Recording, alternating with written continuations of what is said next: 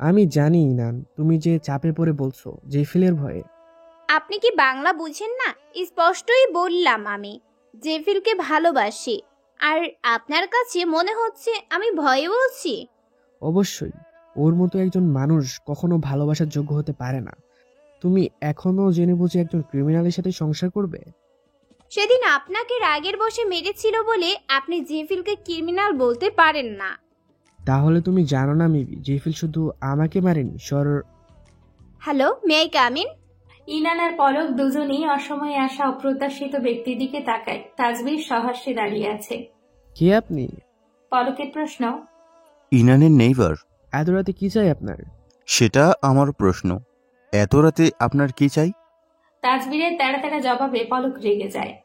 আমার পরিচয় জানা থাকলে আপনি এই কথা বলার সাহস পেতেন না। অবশ্য জানি ইন্সপেক্টর পলক। তো আর কি, পুলিশের কাজ পুলিশ করছে, আপনার নাক না গলালেও চলবে। যেহেতু ব্যাপারটা আমার কাছে মানুষ নিয়ে জড়িত, সেহেতু নাক কেন, পুরো শরীরটাই গলাতে হবে। তাজবীর এগিয়ে আসে। বাই দ্য ওয়ে, আপনার কিছু কথা বুঝলাম। জেহফিলকে গ্রেফতার করতে এসেছেন, আর কেন এসেছেন সেটা আমি নিউজ দেখে বুঝতে পেরেছি। পলক তীক্ষ্ণ চোখে তাকায় তাজবীরের দিকে। এই লোকটা শারতের কথা বলছে, তার মানে সে জানে এর পেছনে জেহফিলের হাত আছে, কারণ সে জেহফিলের নেইবার। পলক জেহফিলের কাছে এসে বলে, কি জানেন আপনি? বলবো, অবশ্যই বলবো। তবে একটা কথা বলুন তো, ইনান আর জেহফিলের যে 2-3 মাস আগে একটা অ্যাক্সিডেন্ট হয়েছিল সেটা সম্পর্কে আপনি জানেন? পলক বিস্মিত হয়। সে জানতো না। মূলত দেশের কোনো খবরাখবরই সে জানার চেষ্টা করে না। না। আমার ধারণাই সঠিক। আচ্ছা, এবার তাহলে আমি যা জানি তা আপনাকে বলবো, তবে এখানে নয়, চলুন আমার বাসায়। পলক যেতে চাইছিল না, জেফিলকে ধরাই তার মূল উদ্দেশ্য। কিন্তু এখন এই লোকটার থেকে যদি স্ট্রং কোনো প্রমাণ পায়, তাহলে জেফিলকে হাত করা আরো সহজ হবে। তাই সে আর তাজবীর চলে যায়। ওর চলে যেতেই ইনান হনে হয়ে জেফিলকে খুঁজতে লাগলো। প্রায় কয়েকবার ডাকলো। চিন্তায় মাথা খারাপ হয়ে যাচ্ছে তার। পরে কি মনে করে ছাদে যায় সে। ছাদেও যখন পেল না, তখন পেছন থেকে কারো আওয়াজ আসে। Missed me butterfly. ইনান পেছনে ফিরে দেখে যে ফিলজেলিং এর সাথে হেলান দিয়ে ঘাড় কাত করে দাঁড়িয়ে আছে। ইনান দৌড়ে গিয়ে জড়িয়ে ধরে জেহফিলকে। কেঁদে দিল সে। জেহফিলও জড়িয়ে ধরল তাকে। আপনি কোথায় ছিলেন? এত খুঁজলাম আপনাকে। ইনান জেহফিলের পায়ের দিকে তাকায়। ক্রাচ ছাড়া আপনি এখানে কিভাবে এসেছেন? হাঁটার চেষ্টা করেছিলাম বাটারফ্লাই, যদিও অনেক পেইন হয়েছিল, বাট সফল হয়েছি। 1 ঘন্টা লেগেছে এখানে আসতে। আপনি আমাকে একটাবার বলবেন না? এত টেনশনে রাখেন কেন বলুন তো? সো সরি সোনা। ইনানের গালে টুপ করে চুমু খায় জেহফিল। তুমি খুশি হওনি আমার চেষ্টাতে? অবশ্যই হয়েছি। আমি অনেক খুশি। আপনি আবার আগের মতো হাঁটতে পারবেন। Maybe, maybe not. জেহফিল ইনানের চুল এক আঙ্গুলে নিয়ে পেঁচিয়ে খেলতে লাগে। ইনান এবার ভাবলো সবটা বলে দিল জেহফিলকে। পলকের আশা, তাকে খোঁজা, এমনকি ইনান নাকি জেহফিলকে ভালোবাসে না সেই কথাও। ও নাকি ইনানকে মুক্তি করবে জেহফিলের থেকে। পলক ইনানের গাল ধরেছে সেটাও বলে দিল। মূলত প্রত্যেকটা ঘটনার পুঙ্খানুপুঙ্খ বর্ণনা দিল সে, যেমনটা ছোট বাচ্চারা তাদের প্যারেন্টসদের সব বলে দেয়। ইনানের মুখে পলকের জন্য এক আকাশ ঘৃণা দেখা দেয়। ঘৃণা চোটে পলককে উদ্দেশ্য করে থুথু ছুড়ে। জেহফিল ইনানের গালে অসংখ্য চুমু খেতে লাগলো হঠাৎ, যেন চুমু দিয়ে দিয়ে পলকের হাতের স্পর্শ মুছে ফেলতে চাইছে। এক পর্যায়ে জেহফিল ইনানের গালে ঠোঁট হালকা করে চেপে বলে, পলককে তুমি খুব ঘৃণা করো তাই না? প্রচুর। ব্যাটার সাহস কত বলে কিনা আমি নাকি হ্যাপি না আপনার সাথে। ওকে শাস্তি দিতে পারলে তোমার ভালো লাগতো? লাগতো না সেটা বলবো না, তবে 2টা থাপ্পড় দিতে ইচ্ছে করছিল। জেহফিল ইনানের হাত দুটো এক হাতে চেপে ধরে চুমু খায়। তোমার এই নরম হাত দুটো ওই পলকের গালে লাগবে, সেটা আমি কিভাবে সহ্য করবো বাটারফ্লাই? আর তোমাকেই বা কেন কষ্ট করতে হবে? আমি আছি না? বাদ দিন ওই বেয়াদবের কথা। অসভ্য একটা। আরেকবার আসুক, গরম পানি ছুঁড়ে মারবো মুখে আপনাকে নিয়ে বাজে কথা বললে। বাটারফ্লাই, ইনানের গলায় মুখ রেখে চুমু খেল সে। এক কাজ করি। কি? ইনান চোখ বন্ধ করে জেহফিলের পরশ উপভোগ করতে লাগলো। মেরে ফেলি পলককে? ইনান ঝট করে চোখ খুলল। কি? জেহফিল মৃদু হেসে বলল, জাস্ট কিডিং। আমি এই অবস্থায় হাঁটতেই পারছি না, ওকে মারবো কিভাবে? যদিও আমি আপনার এই অ্যাগ্রেসিভনেসটাকে ভালোবাসি জেফিল, কিন্তু কাউকে আমার জন্য একেবারে মেরে ফেলবেন তা একটু কম ভালোবাসি। আর কখনো মারামারির কথা বলবেন না। আচ্ছা সোনা। জেহফিল বাঁকা হেসে ইনানের কাঁধে মাথা রেখে বলল, ইনানের বাবা ইজাজ খানকে চিনেন নিশ্চয়ই, আপনি তো ওনার আন্ডারে ছিলেন তাই না? তাজবিরের নিচতলার রুমে দুইটা আরএফএলের চেয়ারে মুখোমুখি বসে আছে পলক আর তাজবির, আর ছোট্ট একটা টুলের ওপর কফি। পলক ছুঁয়েও দেখল না, তার দম বন্ধ হয়ে আসছে। আবহাওয়া নাতিশীতোষ্ণ হলেও পলকের কাছে গরম লাগছে অনেক। সে শার্টের দুইটা বোতাম খুলে রাখলো। তাজবির কফির কাপে চুমুক দিচ্ছে আর পলককে ডিটেকটিভদের মতো প্রত্যক্ষ করছে। পলকও তো সুন্দর কম না, তাহলে ইফাজ খান পলককে ছেড়ে জেহফিলের মতো জানোয়ারের কাছে কেন মেয়ে দিল? যাকে সেটা নিয়ে তার মাথা ঘামিয়ে লাভ নেই, যা হওয়ার তা তো হয়েই গেছে। পলক শটান বসে আছে, তার অভিব্যক্তি বোঝা দুষ্কর। ভ্রু কুঞ্চিত করে শক্ত চোয়াল উঁচু করে পায়ে পা তুলে বসে আছে। ব্যাটার ভাব এমন যেন সে না, তাজবির এখানে অতিথি হয়ে এসছে আর সে ঘরের মালিক। সে তাজবিরের কথায় জবাব না দিয়ে ফের প্রশ্ন করল, মেইন টপিকে আসুন। শরৎকে কে খুন করেছে সেটা আপনি ভালো করেই জানেন তাই না? ইয়াপ। কফির মগ ঘুরাতে ঘুরাতে বলল, আর সেটা জেহফিল, সেটাও কি জানেন? অবশ্যই জানি। পারফেক্ট। পলকের মুখ উজ্জ্বল হলো। জেহেফিলকে কি কঠিন শাস্তি দেওয়া যায় ভাবতে লাগে সে। ফাঁসি দিবে নাকি যাবজ্জীবন কারাদণ্ড? আর কি এভিডেন্স আছে আপনার কাছে যাতে জেফিলকে ধরা সহজ হয়ে যায়? তাজবির তেরছা হাসে, দুই হাঁটুতে কোনো রেখে সামনে ঝুঁকে আসে, নিচু স্বরে বলে, ভিডিও আছে? পলক প্রসন্ন হাসল। এ তো মেঘ না চাইতেই জল। তার ভেতরটা উত্তেজনায় ছটফট করছে। এত ভয়ানকভাবে হত্যা করার ভিডিও দেখলে আদালত তাকে যাবজ্জীবন কারাদণ্ড না বরং মৃত্যু দিবে। আর সেটাই তো পলক চায়। অবশেষে অবশেষে ইনান তার হবে। ভেতরে ভেতরে এক্সাইটেড হলেও মুখে প্রকাশ করল না সে। ভাবভঙ্গি ফর্মাল রেখে বলল, আশা করছি আপনি আমাদের হেল্প করবেন ভিডিওটা দিয়ে। এই ধরনের মানুষ কতটা ডেঞ্জারাস, নেক্সট টার্গেট কি হয়, আবার কাকে মারে, এরা একটা আতঙ্ক ক্রিয়েট করে রেখেছে। অবশ্যই হেল্প করব মিস্টার পলক। দাঁত বের করে চমৎকার হাসল তাজবির। তার গালের টোল ভারী সুন্দর। আপনাকে একজন ডিসেন্ট পুলিশ অফিসার মনে হয় আমার কাছে, তাই আপনাকে আরো একটা ভিডিও দিব। কমপ্লিমেন্ট কানে নিল না পলক। বহু বছরে প্র্যাকটিস করা লোক দেখানো হাসি হাসল। জেহফিল আমাকেও মারতে এসেছিল, সেই ভিডিও আমি রেখেছি। অবশ্য লুকিয়ে লুকিয়ে জান হাতে নিয়ে করতে হয়েছে। আর কি লাগে পলকে? অনেক প্রমাণ আছে। শরৎকে মারার ভিডিওটাই তো মেইন। আরেকজন ভিকটিম পাওয়া গেল তার। ভিডিওগুলো দিন। পলকে তারা বুঝলো তাজবির, কিন্তু এত সহজে তো দিবে না। তার উদ্দেশ্য তো আগে হাসিল করতে হবে। পলক লোকটা জেহফিলকে ধরার জন্য পাগল হয়ে আছে। নিশ্চয় এই শালাও ইনানের ওপর নজর দিয়েছে। ইনানের জন্য তার চোখে ভালোবাসার ঝিলিক তাজবিরের নজর এড়ায়নি তখন। শিট, পলক, শরতের মতো যেন তারও অবস্থা না হয়। দিব, তার আগে আরো একটা ভিডিও দিব আপনাকে। তাজবির চাইলেই এখন সবগুলো ভিডিও দেখিয়ে সবকিছু রীতি ঘটাতে পারে, কিন্তু তার মাথায় একটা দুষ্টু বুদ্ধি এসেছে। কোনো কারণ ছাড়াই তাকে যেমন দৌড়ানি খেতে হয়েছিল, তেমন পলককেও একটু নাকানি চোবানি না খাওয়ালে তার ভালো লাগবে না। একটু স্বাদ নিক না, সমান সমান হয়ে গেল। দুজনেই তখন গলা জড়াজড়ি করে দুঃখের গান গাইবে। কিসের? উৎকণ্ঠা নিয়ে জানতে চায় পলক। ইজাজ খানকে তো চিনেনি।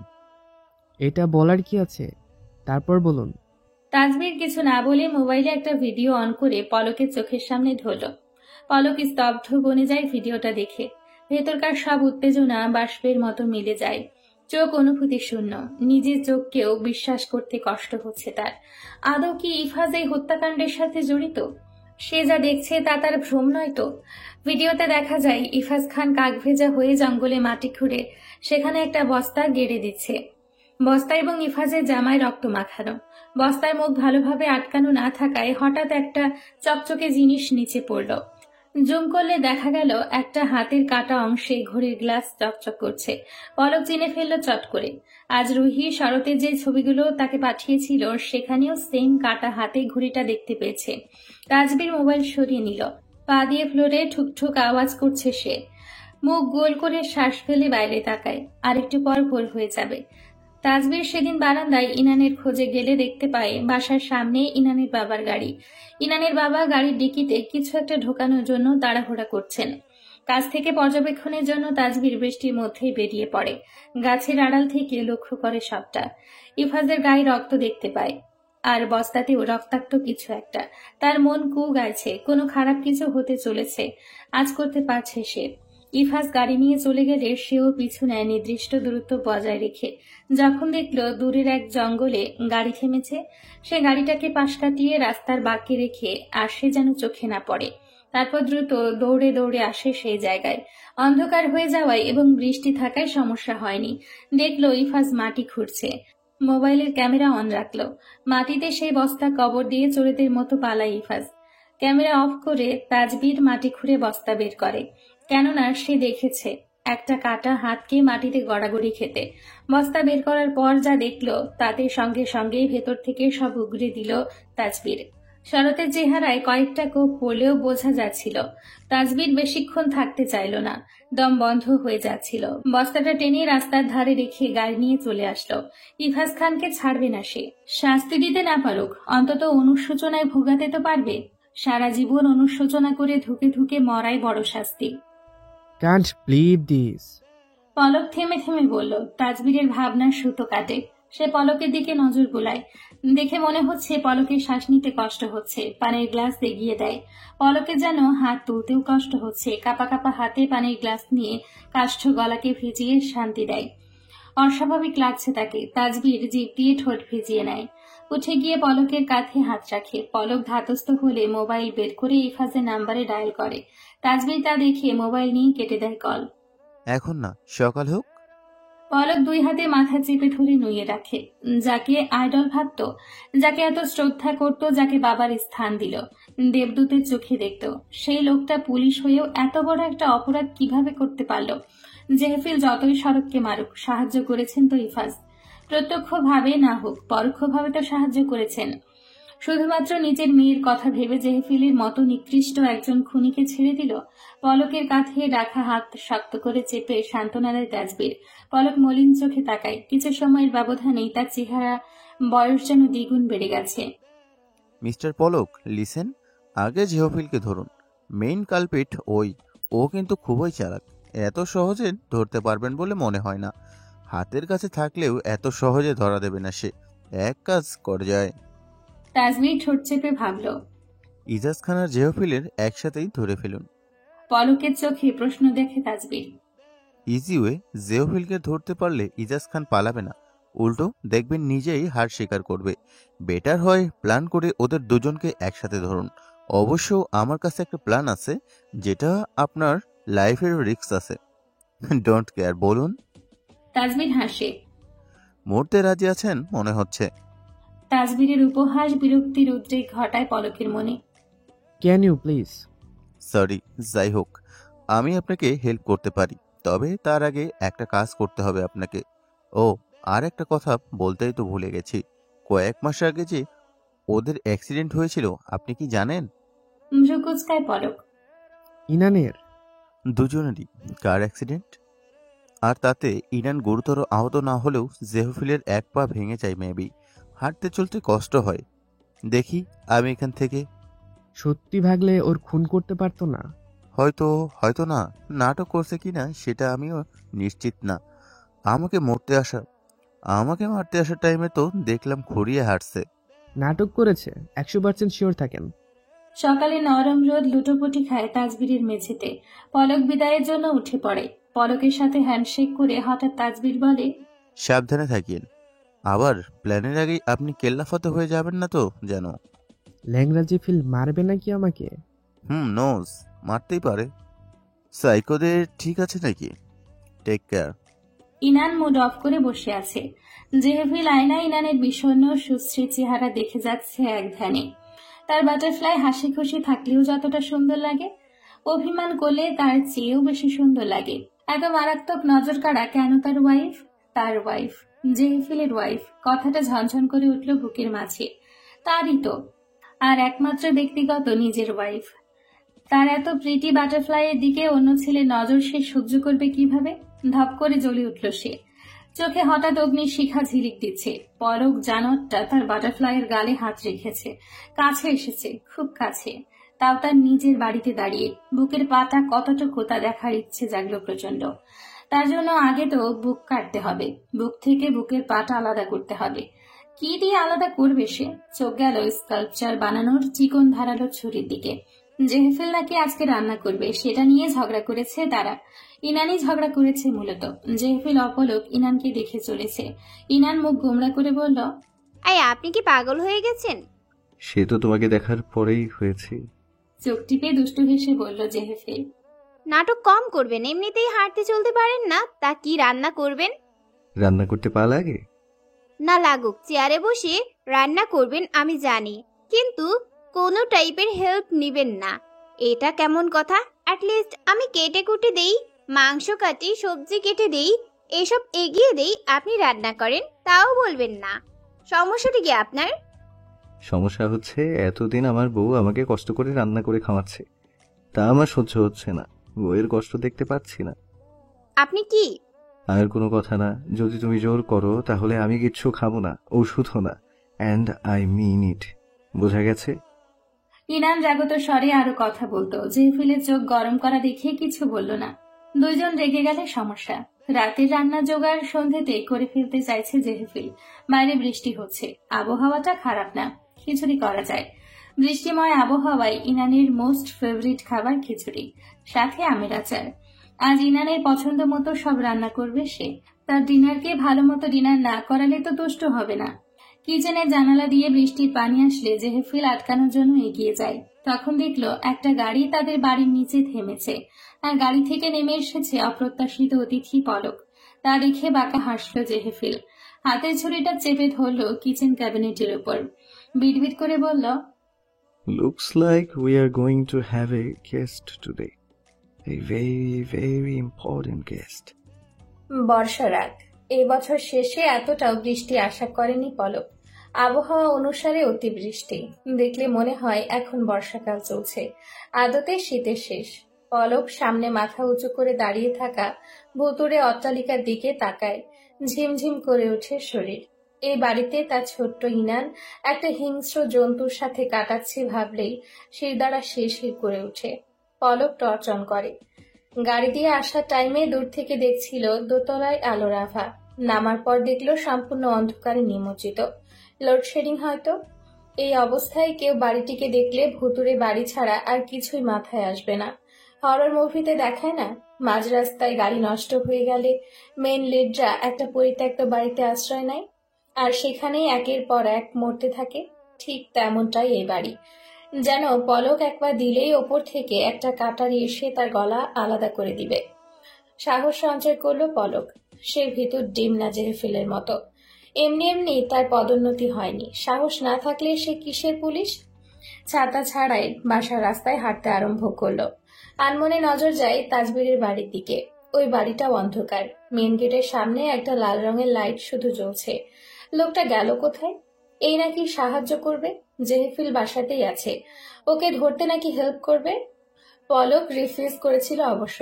সে চাইলে ফোর্স নিয়ে আসতে পারত, কিন্তু জেহেফিলকে ধরার জন্য ফোর্স সাথে আনা তার কেমন আতে ঘা লাগলো। জেহেফিল আর সে প্রায় সমানই বলতে গেলে।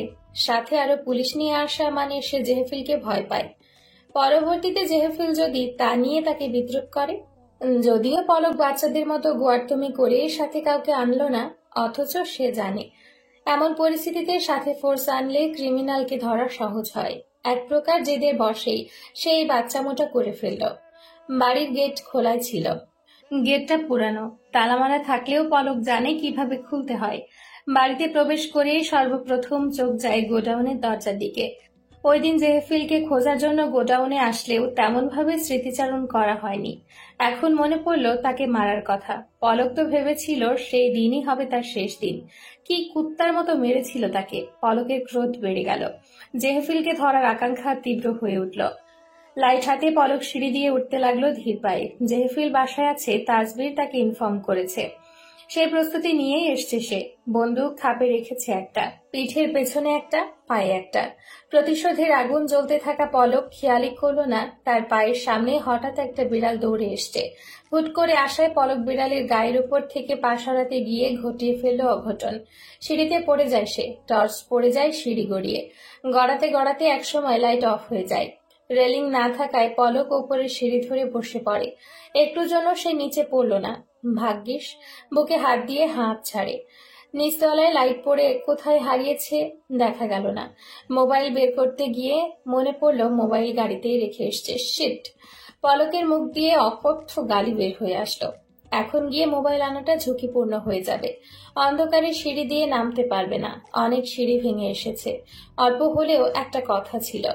কোমর থেকে বন্দুক বের করলো সে। বাইরে বর্ষার তেজ বেড়েছে, বজ্রপাতের আওয়াজে কানে তালা লাগার উপক্রম। একটা সুবিধাও হয়েছে বইকি, আওয়াজ করা যাচ্ছে সুবিধে মতো। জেহেফিলের মেইন দরজার সামনে আসলে সতর্কতার সাথে দরজায় হাত লাগায়। আশ্চর্যজনকভাবে দরজাটা খোলা। পলককে 1 সেকেন্ডের জন্য ভাবান্বিত দেখায়। বন্দুকটাকে আস্থা করে তীক্ষ্ণ দৃষ্টি ফেলে দরজা খুলল। ঘরের জানালা দিয়ে বিজলির আলো প্রবেশ করায় আলোকিত হয়ে উঠছে ক্ষণে ক্ষণে। মিনি সেকেন্ডের আলোয় পলক দ্রুত চোখ বুলিয়ে নেয়। কেউ নেই। পলক আরো সতর্ক হয়। একবার সামনে একবার পেছনে বন্দুক তাক করে এগিয়ে যায়। জেহেফিলের রুমে চেক করে, বারান্দা বাথরুমও ভালো করে দেখে নেয়। যখন কাউকে পেল না তখন এগিয়ে যায় 8 রুমের দিকে। 8 রুম বরাবর লম্বা করিডোর, করিডোরের শেষ মাথায় বাঁক, তিমিরে আচ্ছন্ন। পলক 8 রুমের দরজার নব ঘোরাবে, সেই সময় কিছু একটা পড়ার আওয়াজ পায়। ঝনঝন। চমকে উঠে পেছনে ফিরল সে। দেখলো করিডোরে লম্বা কাঠজাতীয় কিছু একটা পড়ে আছে। অন্ধকার চোখে সয়ে আসতে পলক আওয়াজ না তুলে এগিয়ে যায় সেদিকে।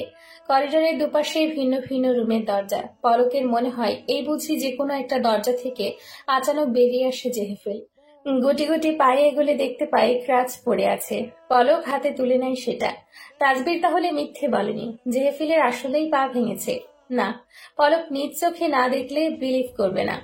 হতে পারে এটাও জেহেফিলের কোনো চাল। পলক ফাঁদে পা দেবে না এত সহজে। আচমকা একটা অবয়ব চলে গেল করিডোরের বাকি। পলক মাথা তুলল, ট্রিগারে আঙ্গুল রাখলো। অবয়বটা কোন দিকে গেছে সেটা খেয়াল করার সময় দেওয়া হয়নি পলককে। কদম গুনে গুনে পা ফেলে সে। করিডোরের শেষ প্রান্তে এসে কাউকে দেখতে পায় না। হাতের ডান এবং বাম দিকে ফাঁকা। পলক এগোয় না, বরং পিছিয়ে যায়। আবার কি মনে করে এগোয়?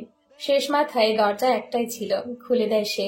প্রত্যেকটা ইন্দ্রিয় সচল রেখে রুমে ঢুকে পড়ে। পলকের কাছে মনে হয় যেন সে গুহায় ঢুকে পড়েছে, এত অন্ধকার। অন্যান্য রুমে যাই একটু আলো ছিল, এটাই তাও নেই। মনে হচ্ছে জানালা নেই কোনো। ব্যবসা গন্ধ নাকে লাগে। কতদিন এই রুম খোলা হয় না কে জানে। পায়ে বিভিন্ন জিনিসের সাথে হোঁচট খাচ্ছে সে। স্টোর রুম নাকি এটা? গেস করতে পারল না পলক। যখন এক জায়গায় স্থির হয়ে দাঁড়িয়ে ভাবলো রুম ছাড়বে, সেই সময়েই কিছু একটা তার মাথায় এসে লাগলো। বিদ্যুতের মতো শক খেলো যেন। তার মানে জেহেফিল এই রুমেই? পলক আন্দাজ করলো ছোট বল টাইপ কিছু একটা ছুঁড়েছে তার দিকে, যেন জেহেফিল খেলছে তার সাথে। পলক ঘাবড়ায় না, দৃঢ় কণ্ঠে বলে, আই নো জিফিল, তুই এখানে আছিস। আমি আসবো দেখে কাপুরুষের মতো লুকিয়েছিস এখন। হাইড অ্যান্ড সিক খেলছিস আমার সাথে।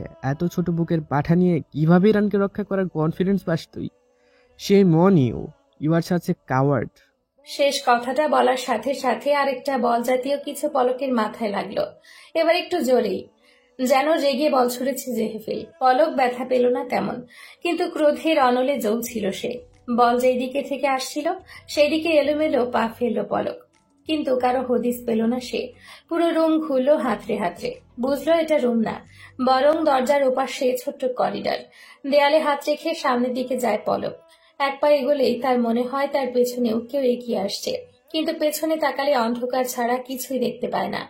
আবার পেছনে তাকালে মনে হয় তার সামনের দিকে কেউ একজন। খুবই বিভ্রান্তিকর। কতক্ষণ চুপচাপ থাকার পর পলকের মনে হলো এখানে সে ছাড়া কারো উপস্থিতি নেই। তাই আস্তে ধীরে হাঁটা শুরু করলো। করিডোরে হাঁটা অবস্থায় পলকের হঠাৎ করে যেন কেমন লাগা শুরু করলো।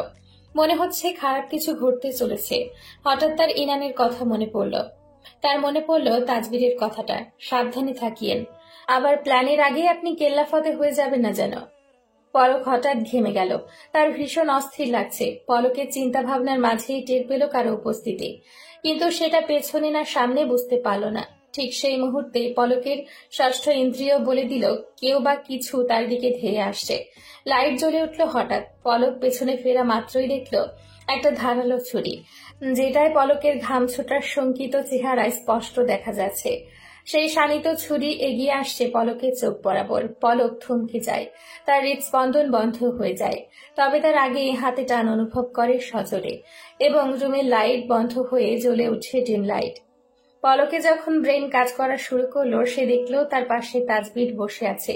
সে তাকিয়ে বাইরে চোখে চোখে রাখছে কাউকে। পলক কিছু বলতে মুখ খুললেই তাজবীর তার মুখ চেপে ধরে তর্জনী নিজের মুখে নিয়ে আওয়াজ করলো, ফিসফিসিয়ে বলল, জেহফিল দেখলে খবর করে ছাড়বে, একটু চুপ থাকুন, ইনানের বাবা আসছে। পলক নিজেও এবার ধীর স্বরে বলল। কিন্তু এটা তো জেফিল না। পলক লাইটের আলোয় দেখেছে তার আক্রমণকারীকে, এবং দেখা মাত্রই তার চোখ মুখ ফ্যাকাশে হয়ে যায়, ভয়ে না বিস্ময়ে। তাজবীর আগের নাই বলল, জেহফিলি ভালো করে দেখুন। এ বলে তাজবীর লুকিয়ে থাকা পর্দার আড়াল থেকে বাইরে উকি দেয় এবং পলককেও দেখার সুযোগ করে দেয়। পলক ভালো করে দেখলো ড্রিম লাইটের আলোয় থাকা অবয়বকে। নিজেকে বিশ্বাস করতে না পারায় আবারও চোখ তুলে দেখল সে যা দেখছে তা সত্যি। পলক ফ্যাসফেসে গলায় আটকে আসা কণ্ঠে তাজবীরকে বলল, কিন্তু এটা তো ইনান। তার কণ্ঠে অবিশ্বাস, বিস্ময়, আতঙ্ক। তাজবীর হাসল। আপনার মাথায় ওটাই জেহফিল। বললাম না জেহফিল অ্যাক্সিডেন্ট করে পা ভেঙেছে। ওই দেখুন, জেহফিল খুঁড়িয়ে খুঁড়িয়ে হাঁটছে। পলক আবারও দেখলেও তার চমক ধরানো চাহনি মেলে। ইনান খুঁড়িয়ে হাঁটছে, পা বাঁকা করে এমন ভাবে হাঁটছে যেন তার পা ভেঙে গেছে। হাতে ধারালো ছুরি, চোখে মুখে হিংস্রতা, ঘাড় কাত করা, দাঁত চেপে কিছু একটা বিড়বিড় করা, ঠিক যেমনটা পলককে মারার সময় জেহফিলের চেহারার অভিব্যক্তি ছিল। এ যেন জেহফিলের ফিমেল ভার্সন। পলক শূন্য চোখে চাইল তাজবীরের নিকট। তাজবীরের মুখ চেপে হাসা দেখে পলকের বিভ্রম কাটল। অবিশ্বাস্য চোখে চেয়ে দম বন্ধ করে বলল, ডোন্ট টেল মি। সাথে সাথে তাদেরকে ঢেকে রাখা পর্দা উড়ে গেল এবং জেহফিল নামক ইনানের নজরে পড়ে গেল তারা। সে খুঁড়িয়ে তেড়ে আসে ছুরি হাতের ওপরে নিয়ে। তাজবীর দ্রুত এসে ইনানকে ধরার চেষ্টা করলো। ইনান তার দিকেও তেড়ে আসলো। তাজবীর চেঁচিয়ে উঠল, পলক, নিড হেল্প। পলকও চলে আসে ইনানকে ধরতে। তাজবীর পেছনে গিয়ে হঠাৎ ইনানের পিঠে লাথি মারে। লাথি যেন ইনানকে না, পলকের বুকে মেরেছে। সে তাজবীরের ওপর চেঁচিয়ে ওঠে। তাজবীর রেগে গিয়ে বলে, আপনার সামনে এখন ইনান নয়, যে আছে সে হচ্ছে জেহফিল। ওকে ধরার ট্রাই করুন। তাজবীরের লাঠিতে ইনান ততটা না নড়লেও হাত থেকে ছুরি পড়ে যায়। সেই সুযোগে তাজবীর ইনানের হাত পেছনে নিয়ে চেপে ধরে। জেহফিল রূপী ইনান গর্জন করে ওঠে।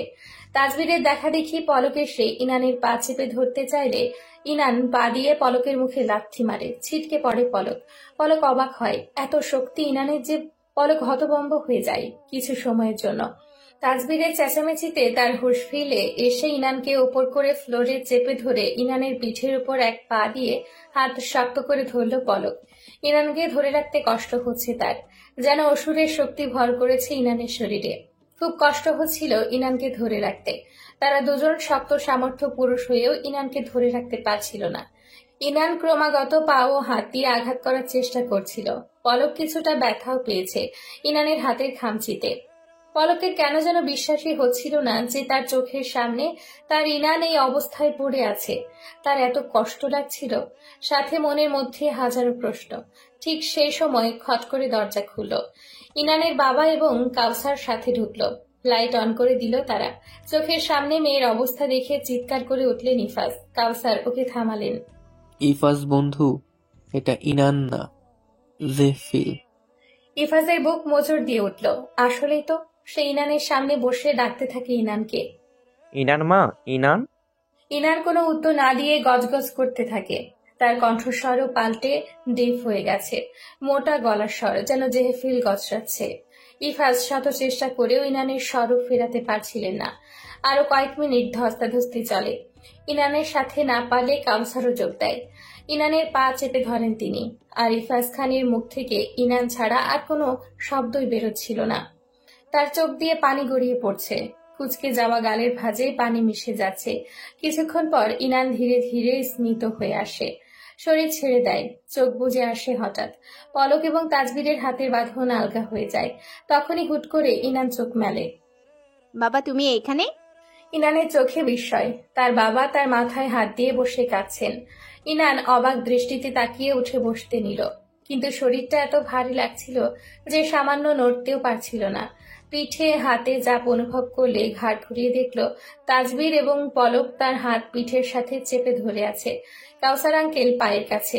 ইনানের বোধোদয় হলো না কিছুই, যেন সে কোনো অপরাধী। তাকে জিম্মি করার প্রচেষ্টায় তারা তাকে ধরার চেষ্টা চালাচ্ছে। কি আশ্চর্য! ইনানের স্বাভাবিক রূপ দেখে তাজবীর হাত ছেড়ে দেয়। বাহু দিয়ে পলকের হাতে ধাক্কা মেরে বলে ছেড়ে দিতে। পলক যেন স্ট্যাচু, বোঝাই যাচ্ছে চেহারায় অনেক বড় শক খেয়েছে। কাউসার ইনানের পা ছেড়ে দিয়ে উঠে দাঁড়ায়। ইনান মুক্ত হলে ইফাজ তড়িঘড়ি করে ইনানকে দাঁড় করিয়ে নিয়ে চলে যেতে লাগলো, যেন পালাচ্ছেন। পলক বাধা দেয় ইনানের হাত ধরে। ইফাজকে উদ্দেশ্য করে বলে, কোথায় নিয়ে যাচ্ছেন ওকে? দেখো পলক, ইনান এখন স্বাভাবিক অবস্থায় নেই, দেখতেই তো পারছো। ও একটু রেস্ট নিক, কাল না হয়। পলক হ্যাচকা টানে ইনানকে ছাড়িয়ে নেয় ইফাজের বাহুবন্ধন থেকে। ইফাজের প্রতি তার ঘৃণার মাত্রা তরতরিয়ে বাড়ছে, কখন না জানি সীমা অতিক্রম করে ফেলে। যা হবে তা এখনই হবে, চলো ইনান। পলক ইনানকে নিয়ে ড্রয়িং রুমে চলে যায়। সবাই পিছু পিছু যায়। ইনান হাত ছাড়ানোর চেষ্টা করে, পলক খুব শক্ত করে ধরে রেখেছে। জেহফিল যদি দেখে। জেহফিল কোথায়? ইনান আশেপাশে দেখল, তার ঘরে এত কিছু চলছে, অথচ জেহফিল কিছু টের পাচ্ছে না। জেফিল, জেফিল! পলকের হাতের সাথে ধস্তাধস্তি করতে করতে হাত ছাড়ে ইনান। মনের মাঝে ভয় জেঁকে ধরে। পলক জেহফিলকে কিছু করেনি তো? ধরে নিয়ে যায়নি তো? জেফিল কোথায়? আমার জেফিলকে কোথায় রেখেছেন? পলক ইনানকে সোফায় বসায়, নরম সুরে বলল, আমি তোমাকে কিছু প্রশ্ন করবো ইনান, সত্যি কথা বলবে? ইফাজ কথার মাঝে বলে উঠেন, ওকে বলার কি দরকার? আমাকে বলো, কাউসারকে বলো, আমরা তোমাকে সব বলছি, তুমি এক সাইডে আসো। পলক না চাইতেও কঠিন চোখে তাকায় ইফাজের দিকে। পলকের কাঠিন্য চাহনির তোপে পড়ে কথার খেই হারিয়ে ফেলল ইফাজ। জানে না কেন তার সন্তানের বয়সী পলককে হঠাৎ তার ভয় লাগা শুরু করলো। যেই ছেলে চোখ নিচু করে নম্র গলায় কথা বলতো, সেই ছেলের গম্ভীর ভাবভঙ্গি দেখে বেকায়দায় পড়ে গেলেন তিনি। তার এত ভয় লাগছে কেন? হাত পা কাঁপছে। একজন সৎ পুলিশ অফিসারের ঘৃণ্য কাজ বুঝে ফেলেছে কি পলক? তার জন্যই ইফাজকে সেই আগের মতো সম্মানের চোখে দেখতে পারছে না। কাউসার ইফাজের কাঁধ ধরে বিড়বিড় করে বললেন, বলতে দে ওকে, ওর মনের কিউরিসিটি দূর কর। সময় আছে তো, আমি বুঝবো সব। ও কি জানতে চায় জানুক। ইফাজ হতাশ হয়ে তাকালেন কাউসারের দিকে, আস্তে করে বললেন, আমার উচিত হয়নি রে ইনানের পাগলামিকে প্রশ্রয় দেওয়া। তখন যদি তোমার কথা শুনে ট্রিটমেন্টের ব্যবস্থা করতাম, তাহলে আজকের দিনটা আসতো না। আমি নিজের হাতে নিজের মেয়ের জীবনটা নষ্ট করেছি। গলা ধরে এলো ইফাজের। কথা বলতে কষ্ট হচ্ছে, বুক জ্বালা করছে। কাউসার বুঝলেন ইফাজের অনুতাপ। তিনি কম চেষ্টা করেননি ইফাজকে বোঝানোর।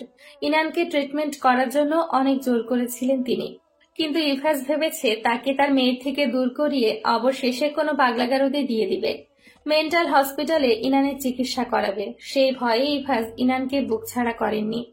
কাউসার অবাক হয়েছিলেন ইফাজের মতো শিক্ষিত ডিগ্রিধারী একজনকে এই ধরনের বাচ্চামো চিন্তা ভাবনা করতে দেখে। তিনি বুঝিয়েছেন ট্রিটমেন্টের প্রত্যেকটা স্টেপ। বিদেশেও নিতে চেয়েছিলেন, কিন্তু ইফাজ গো ধরে রইলেন। তিনি ভেবেছেন মেয়েকে মেয়ের মতো ছেড়ে দিলে মেয়ে সুখী থাকবে। এটা ভাবার অবশ্য কারণ আছে। ইনানের অ্যাক্সিডেন্টের 1.5 মাস পর যখন দেখলেন ইনান তার কল্পনায় জেহেফিলকে নিয়ে হাসি খুশি জীবনযাপন করছে, তখন ইফাজ ভেবেছিল এভাবেই হয়তো মেয়েটা সারা জীবন কল্পনা করে ভালো থাকবে, কাছে থাকবে। কিন্তু তার ফলাফল যে এত ভয়ানক হবে তা কল্পনায়ও আনেননি তিনি। তাই তো আজ তার এত আফসোস। ইনান অস্থির হয়ে ছটফট করছে। জেফিল কোথায়? প্লিজ জেফিলকে কিছু করবেন না, প্লিজ জেফিল। ইনান পাগলের মতো একাধারে কথাগুলো জপছে। পলক ছোট্ট একটা শ্বাস ফেলল। একদিকে যেমন আশার আলো দেখা যাচ্ছে, তেমন অন্যদিকে হিংস্র থাবার মতো এগিয়ে আসা অন্ধকার অনিশ্চিত ভবিষ্যতের বার্তা নিয়ে দোরগড়ায় ঠকঠক করছে। পলক নিজেকে শক্ত করল। ইনান, তোমার মনে আছে তোমার আর জাফিলের অ্যাক্সিডেন্টের কথা? ইনান চট করে তাকায়। হঠাৎ সে দুর্ঘটনার কথা উঠল কেন এখানে? আগে বলুন জেফিল কোথায়? তুমি আমার প্রশ্নের জবাব দিলে বলবো। মিথ্যা আশ্বাস দিল সে। ইনান ঠোঁট দুটো চেপে একবার পলকের দিকে তাকায়, আরেকবার বাবার দিকে। বাবা যখন চোখ দিয়ে আশ্বস্ত করলো তখন ইনান বলল, মনে আছে। তখন কোথায় যাচ্ছিলে তোমরা? জেফিলের প্রিয় একটা জায়গা। জেফিল বলেছিল? না, সারপ্রাইজ ছিল, তবে আজ করতে পেরেছিলাম। উনি ডেটে নিতে চেয়েছিল, আমাদের প্রথম ডেট। ইনানের ওষ্ঠাধরে স্নিগ্ধ হাসি ফুটল। পলকের কেন যেন সহ্য হচ্ছিল না, তাও নিজের কষ্টকে খাঁচায় বন্দি করে বলল, পরে কখনো জানতে চাওনি? আই মিন অ্যাক্সিডেন্টের পরে? চেয়েছিলাম, কয়েকবার জিজ্ঞেস করেছি, উনি কিছুই বলেননি। দুর্ঘটনার কথা মনে করাতে চাইনি, তাই আমিও আর ঘাটাইনি। জেফিলের কি অ্যাক্সিডেন্ট হয়েছিল? পা ভেঙে গিয়েছিল। ট্রিটমেন্ট করাওনি জেফিল? করিয়েছি। কাউসার আঙ্কেল তো প্রতিবারই এসে চেক আপ করে যায়। ঠিক হবে পা? ইনানের মন খারাপ হলো কিছুটা। জেফিল বলে ঠিক হবে না, কিন্তু আমার বিশ্বাস উনি ঠিক হয়ে যাবেন। স্ক্র্যাচ ছাড়া উনি ধরে ধরে হাঁটতে পারেন। আচ্ছা, কি কি ওষুধ লিখে দিয়েছিল কাউসার আঙ্কেল? একটু স্লিপটা আর ওষুধগুলো দেখাতে পারবে? কেন? ইনানের মনে কৌতূহল। পলকের এসব প্রশ্ন তার কাছে আজগুবি ঠেকছে। আনোই না, একটু দেখবো। বিরক্ত হওয়া সত্ত্বেও ইনান উঠল। ভেতরে ভেতরে রাগে গজগজ করছে সে, কিন্তু জেহেফিলকে ছোটানোর জন্য পলকের সাথে একটু ভালো ব্যবহার করতে হবে। ইনান একটা বক্স নিয়ে আসলো। পলক বক্স খুলে দেখলো সিভিড ভিটামিন সিরাপ নামক নাপা কিংবা কোমল পানীয়, আর একটা স্লিপ। স্লিপে এগুলোর নাম, বিভিন্ন মেডিসিনের প্যাকেটের নাম লিখে পাশে দিয়ে খাওয়ার নিয়ম লেখা আছে। বোঝাই যাচ্ছে যেসব খেলে ক্ষতি হবে না সেগুলো ওষুধ নামে ইনানের কাছে চালিয়ে দিচ্ছে কাউসার। ইনান, অ্যাক্সিডেন্টের পর জিফিলকে নিয়ে কোথাও বের হও না? ও তো এক্সিবিশন থাকতো, টিচারও ছিল। উনি তেমন কিছুতেই আগ্রহ দেখাননি, আর্ট করতেন নিজের জন্য, ব্যাস। ওর আচরণে কোনো অস্বাভাবিক দেখতে পেয়েছো? অ্যাক্সিডেন্ট হওয়ার পর চুপচাপ থাকতো, কথা বলতো না, জবাব দিত না ঠিক মতো। তারপর আস্তে ধীরে স্বাভাবিক হন, তবে যথেষ্ট ভদ্র হয়ে যান তিনি। আগে যেমন অ্যাগ্রেসিভ ছিলেন, রাগী ছিলেন, ডমিনেট করতেন, তার কিছুই ছিল না। বরং আমি যা বলতাম তাই করতো, আমি যা পছন্দ করতাম তাই করতো না। একদম ভালো স্বামীর মতো হয়ে যান, যেমনটা আমি বিয়ের আগে কল্পনা করতাম যে আমার একজন ভদ্র সুপুরুষের সাথে বিয়ে হবে। আমি ভাবিনি উনি যে আমার কল্পনার ভালো হ্যান্ডসাম হয়ে যাবেন। মেবি অ্যাক্সিডেন্টের রিয়াকশন অথবা আমাকে হারানোর ভয়ে ভালো হয়ে যান, কিন্তু ইনান অন্যমনস্ক হয়ে পড়ে। কিন্তু আমার না কেমন জানি লাগতো ওনার এই ভালো হয়ে যাওয়াটা। জানি না আমার মানসিক সমস্যা আছে নাকি আমি পাগল, কিচ্ছু জানি না। তবে আমি মনে মনে ওনার সেই রাগী কঠোর অ্যাগ্রেসিভনেস মিস করতাম। মুখে ফুটে বলিনি অবশ্য। উনি আগে যেভাবে পজিটিভনেস দেখাতেন আমাকে নিয়ে, এটা পড়ো না, ওটা করো না, এভাবে না, সেভাবে না, তখন আমার প্রতি ওনার কেয়ার দেখতাম, ভালোবাসা দেখতাম। অ্যাক্সিডেন্টের পরে তার কিছুই দেখাননি তিনি। আমি যেটা করতাম সেটাতেই সায় জানাতো। আমার খুব বোরিং লাগছিল ওই জেফিলকে। আমি তখনই বুঝতে পারলাম আমি আসলে জেফিলের ডমিনেটিং সাইডকে ভালোবেসেছি। আমার মন শান্ত জেফিলকে নয়, বরং অশান্ত অস্থির ডমিনেট জেফিলকে ভালোবেসেছে। মনে মনে আমি খুব করে চাইতাম জেফিল আগের মতো হয়ে যাক, আগের মতো কঠোর শাসন করুক, আটকে রাখুক। বলতে বলতে হেসে ফেলল ইনান। পলকের দিকে চেয়ে বলল, আমার কথা শুনে আমাকে পাগল মনে হচ্ছে আপনার, তাই না?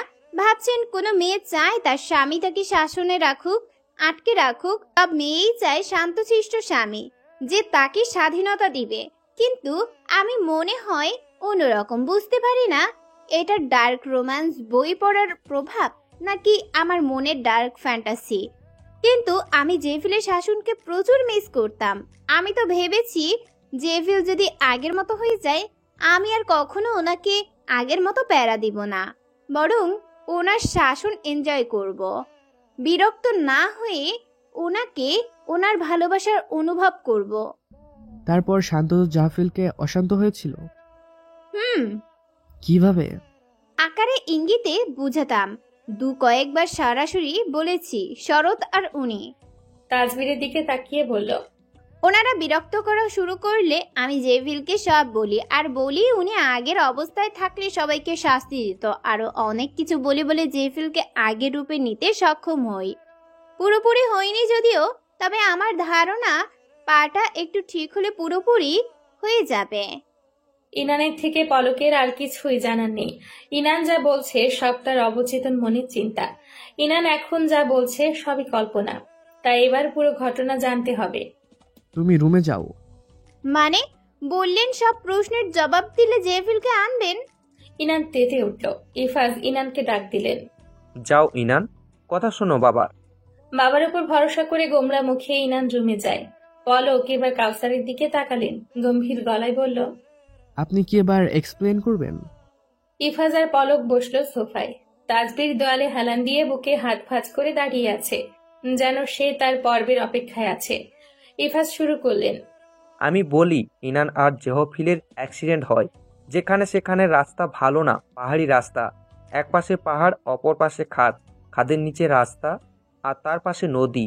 এই ধরনের রাস্তায় গাড়ি চালানো রিস্ক। তার উপর রাতে আমি খবর পেয়েছি ওইখানেই কোনো এক হসপিটাল থেকে, সেখানের মানুষের থেকে শুনেছি টার্নিং নেওয়ার সময় বিপরীত দিক থেকে জোরে চালিয়ে আসা একটা গাড়ির সাথে জেহফিলের গাড়ির ধাক্কা লেগেছে। ওই গাড়িটি এবং জেহফিলের গাড়ি দুটোই নিচে পড়ে যায়। তবে ভাগ্যক্রমে ইনান গাড়ির সাথে নিচে পড়েনি। ওকে রাস্তার কোনায় পাওয়া গিয়েছিল রক্তাক্ত অবস্থায়। গাড়ি দুটো নিচে ভেঙে গুড়িয়ে যায়। ওই রাস্তায় গাড়ি চলাচল কম, তাই তৎক্ষণাৎ কোনো সাহায্য পাওয়া যায়নি। ইনানকে পাওয়া গিয়েছিল গভীর রাতে। যারা পেয়েছে তাদের মতে গভীর রাতে গাড়িগুলো যে নিচে পড়েছে তাও দেখা যায়নি। পরদিন সকালে দুইটা গাড়িকে নদীতে ভাসমান অবস্থায় পাওয়া যায়, কিন্তু গাড়ির মালিককে কিংবা জেহফিলকে পাওয়া যায়নি। ধারণা করা হয় তারা দুজনেই খরস্রোতা নদীতে মারা গিয়েছে। পলক কথার মাঝে বলল, মারা গিয়েছে? লাশ কোথায়? পাওয়া যায়নি, ডুবুরি দিয়ে খোঁজা হয়েছিল। পাওয়া না গেলেও তাদের মৃত ঘোষণা করা হলো কেন? সম্ভবত মারা গেছে। আহত অবস্থায় এত নিচ থেকে পড়লে তাদের হুঁশ থাকবে না। আবার নদীতে পড়লেও নিজেকে বাঁচানো তো সহজ না, কোনো সাহায্য ছাড়া। আপনি জানেন আমাদের ডিকশনারিতে সম্ভবত বলে কিছু হয় না, হয় আছে নয়তো নেই। তল্লাশি করেও যতক্ষণ পাওয়া না যায় ততক্ষণ তো আমরা তাদের মৃত বললে চালিয়ে দিতে পারি না। কাউসার বললেন, পলক ঠিক লজিক্যালি ইফাজের বলা ভুল কিছু না। নদীর ঢেউয়ে কারো আহত বডি টিকে থাকতে পারে না। বেঁচে থাকা পসিবল হতো যদি নদীতে পার থাকতো। আহত ব্যক্তিরা হয়তো সাঁতার কেটে পাড়ে আসতো, তারপর কেউ তাদের বাঁচাতো, তখন চিন্তা করে দেখা যেত। কিন্তু নদীতে বাঁধ দেয়া, কয়েক ফুট উঁচু বাঁধ অতিক্রম করবে কিভাবে ঢেউ?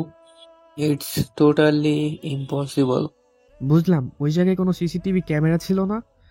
না, পাহাড়ি এলাকা, জনমানবহীন, আনাগোনা নেই বললেই চলে। আচ্ছা, তারপর ইনানের অবস্থার কথা বলুন। ইনান ততটা আঘাত পায়নি। অতিরিক্ত ভয়ে ও জ্ঞান হারিয়েছিল। হাতে পায়ে ব্যথায় সামান্য চোট লেগেছিল। ডিসঅর্ডারের শুরু কখন থেকে?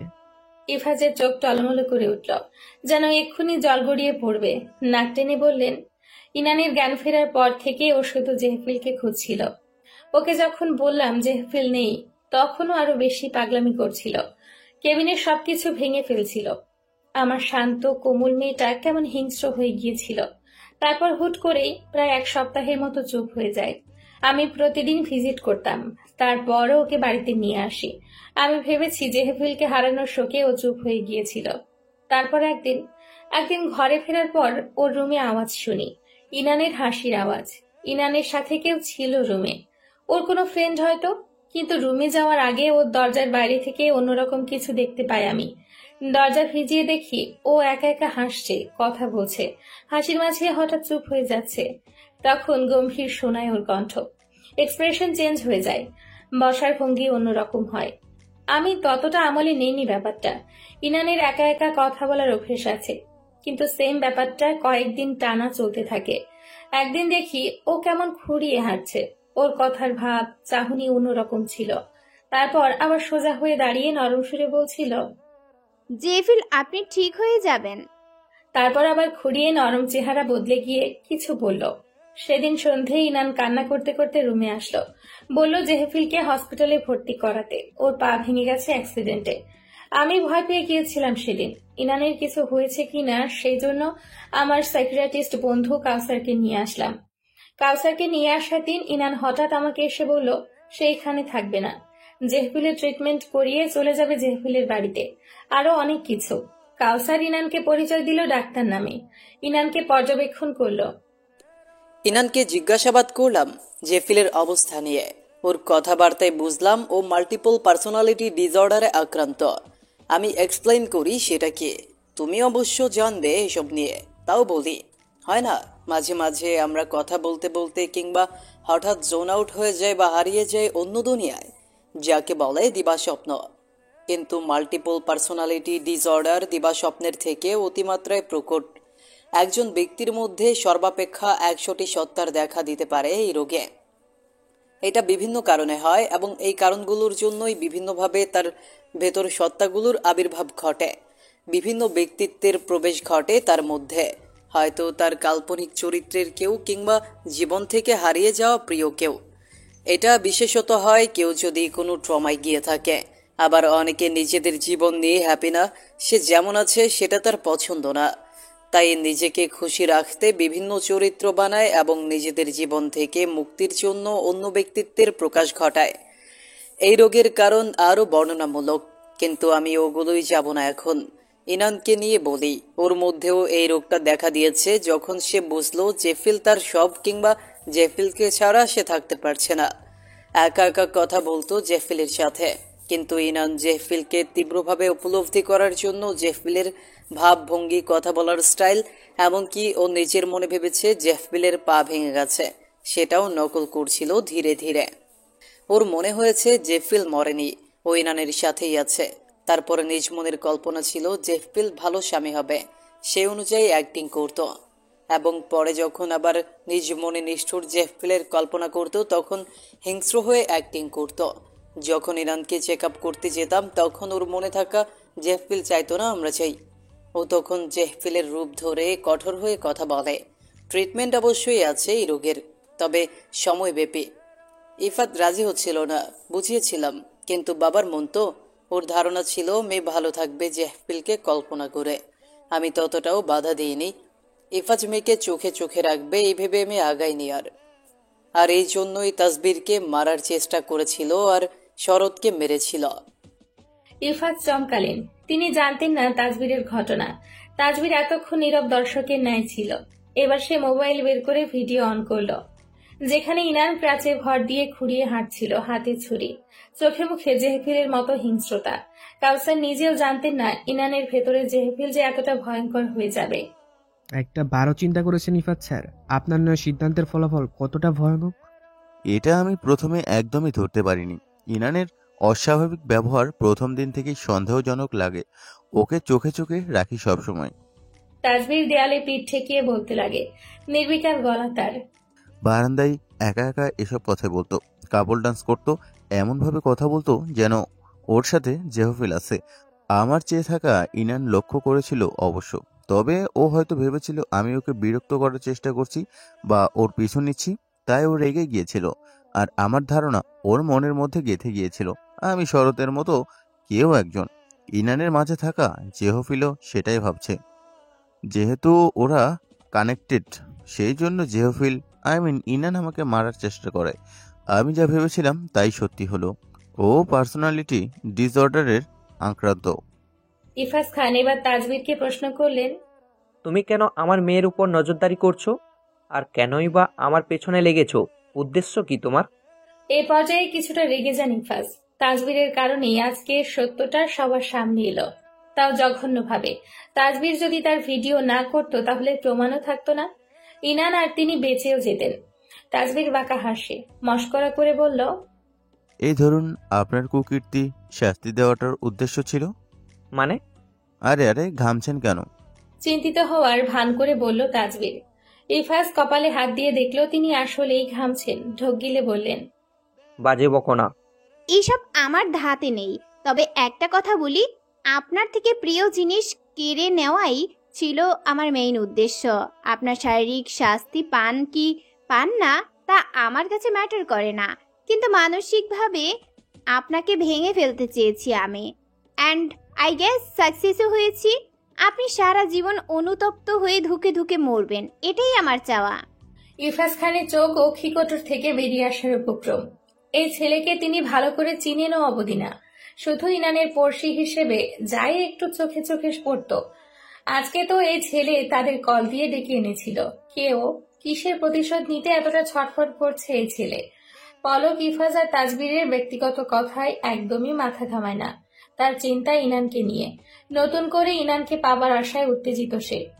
তবে কঠিন হবে অবশ্য। ইনানকে আগের রূপে ফিরিয়ে আনতে কত কংক্রিটের পথ অতিক্রম করতে হবে জানে না সে। তবে সব হাসি মুখে জয় করবে সে, শুধু ভালোবাসার মানুষটাকেই নিজের করে পাবার আশায়।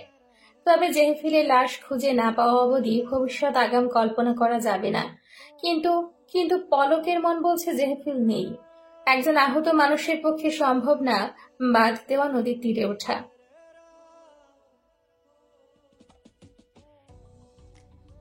কার লাশ? সকলে হতচকিত হয়ে রুমের দরজার দিকে তাকায়। দেখলো ইনান শূন্য চোখে তাকিয়ে আছে। ধীরে ধীরে সে দরজা ধরে বসে পড়ল। ইরফাজ বিস্ফারিত চাহনিতে তাকায়। ইনান কি তবে তাদের বলা সব কথা শুনে ফেলেছে? তাজবীর নিরুদ্বেগ ভঙ্গিতে ইরফাজের দিকে তাকায়। বুড়োর ভাবখানা এমন যেন ইনান সত্যিটা শুনে পাপ করে ফেলেছে। সে প্রথম থেকেই দেখছিল ইনান রুমের দরজা হালকা ফাঁকা রেখে তাদের কথা শুনছে। তাও কিছু বলল না সে। দেখুক, সবটা জানুক, আজ না হয় কাল তো জানতেই হতো। বাবা, জেফিল কোথায় বাবা? বিকারহীন কণ্ঠ ইনানের, তার গলা থেকে থেকে কাঁদছে। আসলে ইনান। পাগলের মতো হাত পা ছোড়াছড়ি করতে লাগলো ইনান। গলা ফাটিয়ে চিৎকার করে বলল, জেফিল কোথায়? আমার জেফিল কোথায়? পলক এগিয়ে যায়, নরম সুরে বলল, ইনান প্লিজ কথা শোনো। জেফিল মারা যায়নি, উনি মারা যায়নি। আপনারা সবাই মিথ্যা বলছেন। উনি মারা গেলে এতদিন কে ছিল আমার সাথে? ওনার আত্মা। চেঁচিয়ে উঠে ইনান। আমরা কেউই বলতে পারছি না জেফিল বেঁচে আছে কিনা। বেঁচে আছে, উনি বেঁচে আছে। কানে গেছে আমার কথা। একদম বাজে কথা বলবেন না। উনি বেঁচে আছে, তার প্রমাণও আছে আমার কাছে। এই বলে ইনান পাগলের মতো আশ্রমে গিয়ে একটা বড় ক্যানভাস নিয়ে আসলো। সেটা পলকের মুখের সামনে ধরে গলা উঁচিয়ে বলল, এই দেখুন, জেফিল এঁকেছে আমাকে। কয়েকদিন আগেই এঁকেছে। উনি ছাড়া আর কে এখানে আর্ট করে? এই ছবিটা উনি না আঁকলে কি ওনার আত্মা এসে এঁকে গেছে? সবাই দেখল ক্যানভাসে ইনানের পোর্ট্রেট আঁকা। গালে হাত দিয়ে বসে আছে ইনান, তবে চিত্রটা আনাড়ি হাতে আঁকা। দেখে বোঝা যায় জেহেফিলের মতো পেশাদার কেউ নয়, বরং নতুন আঁকতে শেখা বাচ্চাদের মতো আঁকা ছবিটা। পলক দীর্ঘশ্বাস ফেলল। কল্পনা জেহেফিল চিত্রটা তথা ইনান নিজেই এঁকেছে ছবিটা। পলক ক্যানভাস হাতে নিয়ে সোফায় রাখলো। ইনানের কাজ ঝাঁকিয়ে ইনানের মতোই চেঁচিয়ে বলল, এটা জেফিল আঁকেনি, তুমি এঁকেছো। তুমি, তোমার ভেতর থাকা জেফিল চরিত্রটা এঁকেছে। ভালো করে দেখো, চোখ খুলে দেখো। ইনানকে বার কয়েক ঝাঁকালো পলক। ইনান স্ট্যাচুর মতো শটান দাঁড়িয়ে থাকলো। ঘোলা চোখে দেখলো ক্যানভাসের ছবিটা, এলোমেলো ভাবে আঁকা একটা ছবি। পলক তারপর মোবাইলে ভিডিওগুলো দেখালো, যেখানে ইনান একা একা হাসছে, কথা বলছে, নাচছে। দেখো, নিজ চোখে দেখো, এটা তুমি একা একা হাসছো, কথা বলছো। এখানে তোমার সাথে কেউ নেই, তুমি একা, সম্পূর্ণ একা। জেফিল বলে কেউ নেই, ছিল তবে এখন নেই। বোঝা গেছে? তুমি জেফিলকে হারিয়ে ওর সখী নিজে জেফিল হয়ে গেছো। শুনছো তো সব কথা? পলকের কথাগুলো হাতুড়ির ন্যায় ইনানের হৃদয়ে জোরে জোরে আঘাত করলো। প্রত্যেকটা শব্দ, প্রত্যেকটা অক্ষর। জেহেফিল নেই, জেহেফিল নেই। সে প্রাণহীন মুখ তুলল ধীরে ধীরে। বাবার দিকে চেয়ে বলল, আমি কি পাগল বাবা? ও বাবা, আমি আমি কি সত্যিই পাগল? আমার জেফিল। পলক ইনানের মাথায় হাত বুলিয়ে দিল। ভেঙে পড়ো না ইনান, তুমি বুঝতে পেরেছো তোমার মানসিক অবস্থা। এখন তুমি একমাত্র তোমাকে সাহায্য করতে পারবে এই অবস্থা থেকে নিজেকে বেরিয়ে আসতে। আমি প্রমিস করছি তোমাকে সুস্থ করে তুলবো। তুমি শুধু নিজেকে একটু সামলাও, নিজেকে আশ্বাস দাও, তুমি সুস্থ হবে। পলকের কথা কানে গেল না ইনানের। সে হাঁটু ভেঙে বসে পড়ল, হাউমাউ করে কাঁদতে লাগলো, ক্যানভাস জড়িয়ে। যেন জেহেফিলকে জড়িয়ে ধরে আছে সে। জেহেফিলের ছোঁয়া, জেহেফিলের মৃদু স্বর, জেহেফিলের হাসি, জেহেফিলের উপস্থিতি। তবে কি সবটাই ইনানের ভ্রম ছিল? জেহফিল ভেবে নিজের সাথেই নিজে সংসার করে আসছিল। জেহফিল নেই। ভাবনা মাথায় আসতেই ইনান ডুকরে কেঁদে ওঠে, 2 হাতে চুল টানতে থাকে। আমার জেফিল, জেফিল। জপতে জপতে কান্না করে সে, গগন কাঁপিয়ে। জেহফিল আর নেই। তার জেহফিল আগের মতো ভালোবাসবে না, শাসন করবে না, যত্ন করবে না, ধমকাবে না, বুকে জড়িয়ে ধরবে না, বলবে না আমার বাটারফ্লাই। আমার বাটারফ্লাই। চমকে ওঠে ইনান, শরীর শিহরিত হয় চেনা মানুষের আওয়াজে। কান্না থেমে যায়। মাথা উঁচিয়ে দেখলো তার সামনে মেঝেতে বসে সোফায় মাথা ঠেকিয়ে আছে, ঘাড় কাত করে ইনানের দিকে তাকিয়ে আছে জেহফিল।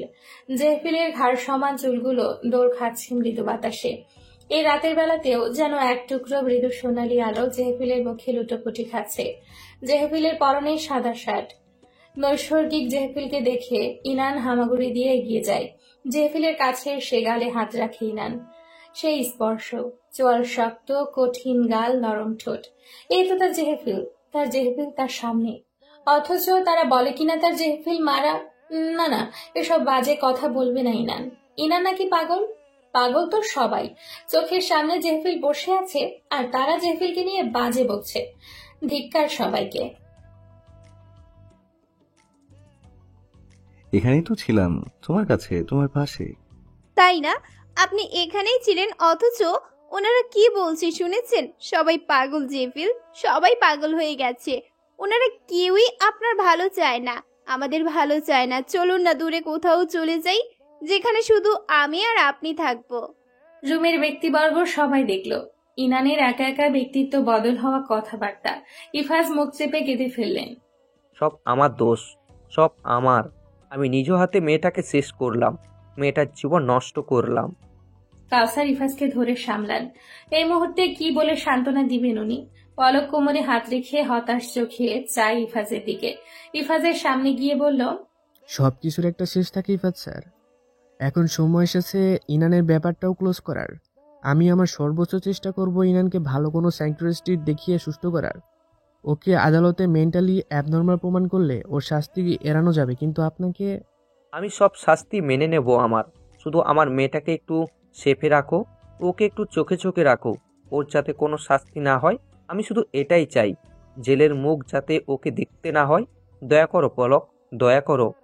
পলকের হাত জড়িয়ে কাঁদতে লাগলেন ইফাজ। তিনি সব শাস্তি মেনে নিতে রাজি আছেন, দরকার হলে তার জীবনের বিনিময়েও ইনানকে বাঁচাতে রাজি আছেন। ইনান একটু সুস্থ, সুখে, শান্তিতে থাকুক, সেটাই তার চাওয়া। কাউসার পলকের কাছে এসে মিনতি করলেন। পলক, ব্যাপারটা ধামাচাপা দেওয়া যায় না। আমি জানি এটা অন্যায়, কিন্তু আমরা বাদে কেউ যেহেতু জানে না, তাহলে একটু দেখো না তুমি। ইফাজ ভালো থাকবে না জেলে, এমনিতে ওর শরীরের অবস্থা ভালো নেই, মেয়ের চিন্তায় আরো খারাপ হয়ে গেছে, একটু ম্যানেজ করো না। করতে পারতাম, কিন্তু শরতের বাবা তো বসে নেই। ওনার ছেলের মৃত্যু নিয়ে তো সহজে মেনে নেবেন না, উনি ঠিকই খতিয়ে দেখবেন। তাজবীর মাঝখান দিয়ে বলে উঠল, শরতের ব্যাপারটা ধামাচাপা দেওয়া যাবে না, সম্ভব হয়ে যাবে। তাজবীর মোবাইলে আরেকটা ভিডিও অন করলো, যেখানে দেখা যাচ্ছে শরৎ কয়েকবার ইনানের বাড়িতে এসে ঘুরঘুর করেছে, আর তার সাথেই বাড়িতে ছিল তার বোন রুহি। দুজনকে একসাথে ইনানের বাড়ির কাছে হাঁটাচলা করতে দেখা যাচ্ছে। শরৎকে আশকারা দিয়েছে ওর বোন। ওরা দুজন বেশ কয়েকবার এসেছিল ইনানের বাড়ির মতিগতি দেখার জন্য। ওর বোনকে যদি চেপে ধরেন আর শরতের মৃত্যুর জন্য ওকে ব্লেম করেন, দেখবেন ব্যাপারটা দুদিনেই খালাস হয়ে যাবে। রুহিও তো মডেল, ওর মডেলিং লাইফে কোনো কলঙ্ক চাইবে না নিশ্চয়ই। পলকের একদম মাথায় ছিল না ব্যাপারটা। রুহি যে ইনানকে দেখতে পারতো না সেটা সে আগে থেকেই জানতো। তার কারণ ছিল পলক ইনানকে ভালোবাসে। রুহির সহ্য হতো না, 2 ভাই বোনের কেউই ইনানকে ভালো নজরে দেখতো না। সুতরাং সে রুহিকে একটা বারও সন্দেহ করলো না কেন? রুহিকে কবজা করা তার বাঁ হাতের খেল। রুহিকে এই ভিডিও পাঠিয়ে কয়েকটা থ্রেড দিলে রুহি নিজেই তার বাবাকে শরতের ব্যাপারটা বন্ধ করে দিতে বলবে।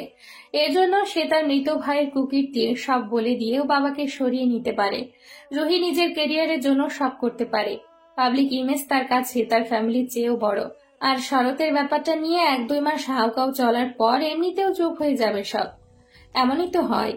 তাহলে আর কি, ইরানকে সুস্থ করার ব্যবস্থা আমি করছি, আপনিও বেঁচে গেলেন এ যাত্রায় ইফাত স্যার।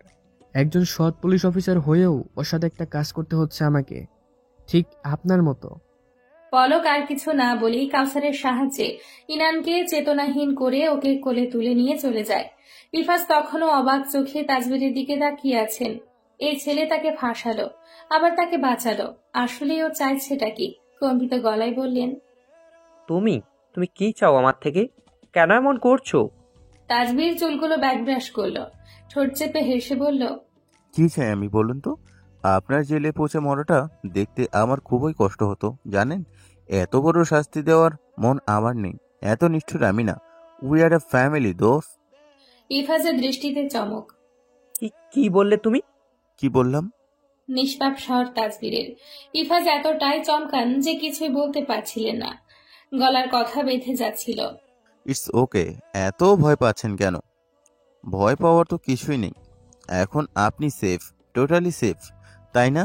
বা টেনে টেনে সুর করে বলল তাজবীর। সময় কত দ্রুত বয়ে যায়, মনে হয় এই তো সেদিনই না শীত শেষ হলো, অথচ শীতের শেষ হওয়ার আজ 5 মাস। সম্মুখে শান্ত নির্মল সমুদ্রের দিকে তাকিয়ে গভীর শ্বাস নেয় পলক। হিরেখচিত তারা ঝিকিমিকি করছে গাঢ় নীল আকাশে। বড় চাঁদ সমুদ্রের বুকে হেলে গেছে, যেন সমুদ্রের অতলে এক্ষুনি ডুব মারবে। সমুদ্রের শোষ আওয়াজে মৃদু গর্জন তুলে তীরে আছড়ে পড়ছে। পায়ের দিকে তাকায় পলক। সফেদ ফেনারা গাঢ় হয়ে আবারও মিলিয়ে নিজের অবস্থানে ফিরে যাচ্ছে। হিম বাতাস, বাতাসে ভেসে আসা বেলি ফুলের সুবাস, সব মিলিয়ে মনোমোহনের পরিবেশ। পলক একবার সমুদ্রের ফেনা তোলা পানিতে রাখলে অনুভব করে তার পাশে কারো উপস্থিতি। মাথা তুলে দেখলো তার স্বপ্নের রমণী আনমনা হয়ে চাঁদের দিকে নিষ্পলক তাকিয়ে আছে। পলকের ঠোঁটে মৃদু হাসির রেখা দেখা দেয়। বেলি ফুলের সুবাস তাহলে ইনানের কাছ থেকে আসছে। আর চোখে ইনানকে পর্যবেক্ষণ করে। সাদা রং গাউনে আবৃত ইনানের ছোট্ট দেহ, বাতাসে খোলা চুল এলোমেলো উঠছে, চাহনি নির্বিকার। ইদানিং ইনানের চোখের ভাষা বোঝা দায় হয়ে পড়েছে পলকের জন্য। কেন যেন সে বুঝতেই পারছে না ইনানের মনে কি চলছে, কিংবা তার আবেগ কি। পলক ঠান্ডা হাত ইনানের সরু হাতের দিকে বাড়িয়ে দিতে গিয়েও থমকে যায়। মনের মধ্যে এক অদৃশ্য শিকল তাকে অচেনা অজানা বন্ধনে আবদ্ধ রাখছে। ইনানের দিকে এগোতে গিয়েও পারছে না, কেন যেন আড়ষ্ট হয়ে হাত জোড়া পকেটে পুরে নেয়। তার উচিত ইনানের পাশে থাকা এই সময়টাতে। যদিও সে জানে না ইনান ভেতর থেকে আদৌ স্বাভাবিক আছে নাকি চিৎকার করে কাঁদছে। কয়েক মাসের মধ্যে কত ধাক্কা সামলাতে হয়েছে মেয়েটাকে। ইফাজ খান মারা গিয়েছেন। ইফাজ খানের যে অবস্থা হয়েছিল তাতে উনি বিদায় না নিলেই বরং অবাক হতো পলক। কিছু ঘৃণ্য সত্যের মুখোমুখি হওয়ার পর সত্যি বলতে আগের মতো সম্মানটা ইফাজ খানের জন্য এক বিন্দুও আসেনি পলকের। মুখোশের আড়ালে থাকা জন্তু মানবকে বৃথা মান্য করে এসেছিল। এত শার্প মস্তিষ্কের অধিকারী হয়েও পলক কখনোই বুঝতে পারেনি ইফাজের খোলসের আড়ালে যে কত জঘন্য একজন জানোয়ার আছে। তাজবীরের মুখ থেকেই সবটা শুনেছিল সে। বেচারা এতগুলো বছর মনের মাঝে ক্ষোভ নিয়েই বেড়ে উঠেছিল, পুষে রেখেছিল মনের অভ্যন্তরে বিধ্বংসী প্রতিশোধের আগুন। তাও কত চতুরভাবে হ্যান্ডেল করলো। একটা আঙ্গুল না তুলেও ইফাজ খানকে জনমের শাস্তি দিয়ে গেল সে। তাজবীর ইফাজের অবৈধ সন্তান। তিনি ইনানের মাকে বিয়ে করার আগে তাজবীরের মায়ের সাথে প্রেম করে তাজবীরকে জন্ম দিয়েছিলেন। তাজবীর ছোট থেকেই একটা অচেনা জায়গায় বড় হয়েছিল। বোঝ হওয়ার বয়স থেকে দেখল সে এমন একটা জায়গায় যেখানে তার সমান ছোট বড় অনেক ছেলে মেয়েই রয়েছে। তথাকথিত এতিমখানা নামে যে জায়গা পরিচিত। একজন সুটবুট পরনের ভদ্রলোক এসে তাকে প্রায়ই দেখে যেত, আদর করত, খেলনা কিনে দিত। লোকটি তাকে বলেছিল তাকে বাবা বলে ডাকতে। অবুজ তাজবীর তাই ডাকত। সাথে একজন ভদ্র মহিলাও ছিল অবশ্য। লোকটি সেই মহিলাটিকে পরিচয় করিয়ে দিয়ে বলল, এটা তোমার মা। মা শব্দটির সাথে নতুন পরিচয় কিশোর তাজবীরের সাথে। ছোট থেকেই তার বুঝ বয়সের তুলনায় কম ছিল, বিধায় তার মাথায় অনেক কিছুই ঢুকত না। কোনো ছেলে মেয়েদের মুখে কখনো মা ডাক শুনেনি, তাই সম্পূর্ণ অচেনাই ঠেকল তার কাছে। শুধু সে এটুকু জানত, যাদের কেউ নেই তারাই এই আশ্রমে থাকে। তখন তাজবীরের মনে শুধু এই একটাই প্রশ্ন ঘুরপাক খেত, তার তো বাবা আছে, মা আছে, তাহলে তাকে কেন এখানে থাকতে হয়? কিন্তু মুখ ফুটে কাউকে বলতে পারত না। চুপচাপ উপভোগ করত নামে মাত্র বাবার আদর, কিন্তু মায়ের আদর সেটা তো কখনো পায়নি। মহিলাটি ছিল চমৎকার দেখতে, যথেষ্ট সুন্দরী, লম্বা ঘন চুল, মাথায় থাকতো সানগ্লাস। এক এক দিন এক এক সাজে দেখা যেত তাকে। আশ্রমের ছেলে মেয়েদের মাঝে গুঞ্জন ছুটত, পরি এসেছে, মহিলাটি তাজবীরকে কেন যেন হেলাই ফেলাই দেখত। তাজবীরের দিকে তাকাতো যেন কোনো কুৎসিত জীবের দিকে তাকিয়ে আছেন। অন্যান্য ছেলেমেয়েরা তার কাছে আসলে তিনি সুন্দর হেসে হেসে কথা বলতেন, অথচ তাজবীরের বেলাতেই ছিল তার নাক সিটকে তাকানো। মা ডাকলে সাড়াও দিতেন না তিনি। তাজবীরের যখন আরেকটু বয়স বাড়লো, একটু একটু বোঝ হতো, তখন দেখলো ওই বাবা নামে লোকটি একদম আসতেন না বললেই চলে। খুবই কম আসতো। দারোয়ান চাচাকে দিয়ে স্যারদের মোবাইল দিয়ে কত চেষ্টা করত সে বাবাকে কল দেওয়ার, শুধু ওপাশ থেকে শোনা যেত, আপনি যে নাম্বারে কল করেছেন তা এই মুহূর্তে ব্যস্ত আছে, কিছুক্ষণ পর আবারও কল করুন। কিন্তু কিছুক্ষণ পর কল দিলেও একই কথা বারবার শোনা যেত। কেমন যে কাটছিল বাবার খোঁজ ছাড়া, সেটা শুধুমাত্র তাজবীরই ভালো জানে।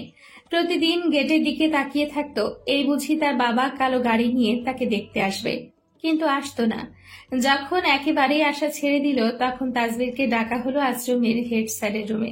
তাজবীর বাবা এসেছে ভেবেই ছুটে যায়, কিন্তু গিয়ে দেখলো সেখানে শুধু ওই মহিলাটি বসে আছেন। তার পরনে ঝলমলে থ্রি পিস এবং চুলে আটকানো বড় সানগ্লাস, চেহারায় ছিল মেকআপের আস্তরণ। হতাশ তাজবীরকে দেখে মহিলাটি মনে হয় কিছু একটা বিড়বিড় করে বললেন। তখনই তাজবীর একটা বাচ্চা মেয়ের খিলখিল হাসার শব্দ শুনতে পায়। দেখে মহিলাটি চেয়ারের পেছন থেকে একটা ছোট্ট মেয়ে খেলনা তোতা পাখি হাতে নিয়ে বেরিয়ে আসলো। মেয়েটি দেখতে অসম্ভব সুন্দর, যেন পুতুল। গালগুলো ফুলো ফুলো, গোলাপি ঠোঁট, দুপাশে ঝুঁটি বাঁধা। তাজবীরের ইচ্ছে করলো গাল টেনে ছিঁড়ে ফেলে। মেয়েটা দেখতে একদম মহিলাটির মতো, বড় বড় চোখে তাজবীরের দিকে তাকিয়ে হাসছে। তাজবীর জানতো না তার যে এত কিউট ছোট্ট একটা বোন আছে। মা! মুখ থেকে শব্দটি নিঃসৃত হতে না হতেই সপাটে চড় পড়ল তাজবীরের গালে। চড়ের তোড়ে তাজবীরের ঘাড় সামান্য হেলে গেল। আকস্মিক চড় খেয়ে স্তব্ধ হয়ে গেল তাজবীর। বুঝতে পারল না তার কি অপরাধ ছিল। ছোট্ট মেয়েটা অবাক চোখে চেয়ে বলল, তুমি কি আমার ভাইয়া? মহিলাটি ধমকে উঠলেন সঙ্গে সঙ্গে। নামটা তাজবীরের স্মৃতির পাতায় অস্পষ্ট, কারণ তখন সে তার করা অপরাধ খুঁজতে ব্যস্ত ছিল। যাও, বাইরে যাও, কড়া স্বরে আদেশ করলেন মেয়েটাকে। মেয়েটা মুখ ফুলিয়ে চলে গেল বাইরে। মহিলাটি তখন হাত ভাঁজ করে তাজবীরের সামনে দাঁড়ায়। শোনো ছেলে, এতদিন ইফার সামনে থাকায় তোমাকে কিছু বলতে পারিনি, কিন্তু এখন সময় এসেছে, তাই বলছি। বড় হয়েছ, মাথায় ঢুকিয়ে নাও, তোমার মা বাবা কেউ নেই। ইফাজ তোমাকে রাস্তায় কুড়িয়ে পেয়েছিল, সেই অজুহাতে তোমাকে এসে দেখে যায়, বুঝলে? সারাদিন কল করা বন্ধ করো, ইফাজ এতে বিরক্ত হয়, সাথে আমিও। একটু আদর করে দেখে একদম মাথায় চড়ে গেছো দেখছি, অসভ্য ছেলে। আরো অনেক কড়া কথা শুনিয়েছিল মহিলাটা। তাজবীর খালি মাথা নিচু করে হজম করেছিল সবটা। তার কানে বাজছিল, তোমার মা বাবা কেউ নেই। তারপর থেকে তাজবীর কেমন যেন হয়ে গেল। ছটফটে দুরন্ত ছেলে চুপচাপ থাকতো। ইফাজ তাকে করুণা করেছে এতদিন, ব্যাপারটা মেনে নিতে কষ্ট হতো অনেক। তারপর অনেক দিন পর তাজবীর একবার গেটে বই খাতা হাতে ঢুকছিল, আর সেই সময়ে একজন বয়স্ক মহিলা তার হাত ধরে থামায়। ভড়কে যায় তাজবীর, কারণ এই মহিলাকে গত কয়েকদিন গেটের কাছে ঘুরঘুর করতে দেখেছিল সে। আর তাকিয়ে থাকতো তাজবীরের দিকে অস্বাভাবিক দৃষ্টিতে। সে পাগলামি মনে করে এড়িয়ে যেত, কিন্তু আজ হঠাৎ সে পাগলির খপ্পরে পড়ে ভয় পেয়ে গেল সে। মহিলার এক হাত নেই, জামা কাপড় নোংরা, চুলে জট পেকে আছে। মহিলাটি তাজবীরকে টেনে নিয়ে যায় এক সাইডে। তাজবীরের গাল চুল এলোমেলো হাতে ছুঁয়ে ছুঁয়ে দেখে। তার মুখে তৃপ্তির হাসি। বাবারে বাবা, প্রথমবার জীবনে প্রথমবার কারো মুখে এত স্নেহের ডাক শুনল তাজবীর। কেমন আছিস বাবা? কি করছিস তুই? কোথায় ছিলি এতদিন? তাজবীর বুঝতে পারে না মহিলার কথা বলার মানে, কিন্তু সে এতটা স্নেহের ডাকে মজে গিয়েছিল যে হঠাৎ তার ইচ্ছে করছিল মহিলাটিকে জড়িয়ে ধরে কান্না করতে। ফয়সাল তোর কিছু করেনি তো? তোকে কোনো কষ্ট দেয়নি তো? আগন্তুকের মুখে ইফাজ খানের নাম শুনে বিস্মিত হয় সে। তার মুখ দিয়ে এটুকু বের হয়, কে আপনি? তারপর ঘটে যায় অনেক কিছু। তাজবীর তার জীবনের কালো অধ্যায় জানতে পারে। মহিলাটি তাজবীরের জন্মদাত্রী। মহিলাটির সাথে ইফাজের দুইটা ছবি তার প্রমাণ। আরেকটা প্রমাণ ছিল মহিলার চেহারা হুবহু তাজবীরের মতো। জানতে পারে বিয়ের আশ্বাস দিয়ে সম্পর্ক করে ইফাজ তার সাথে।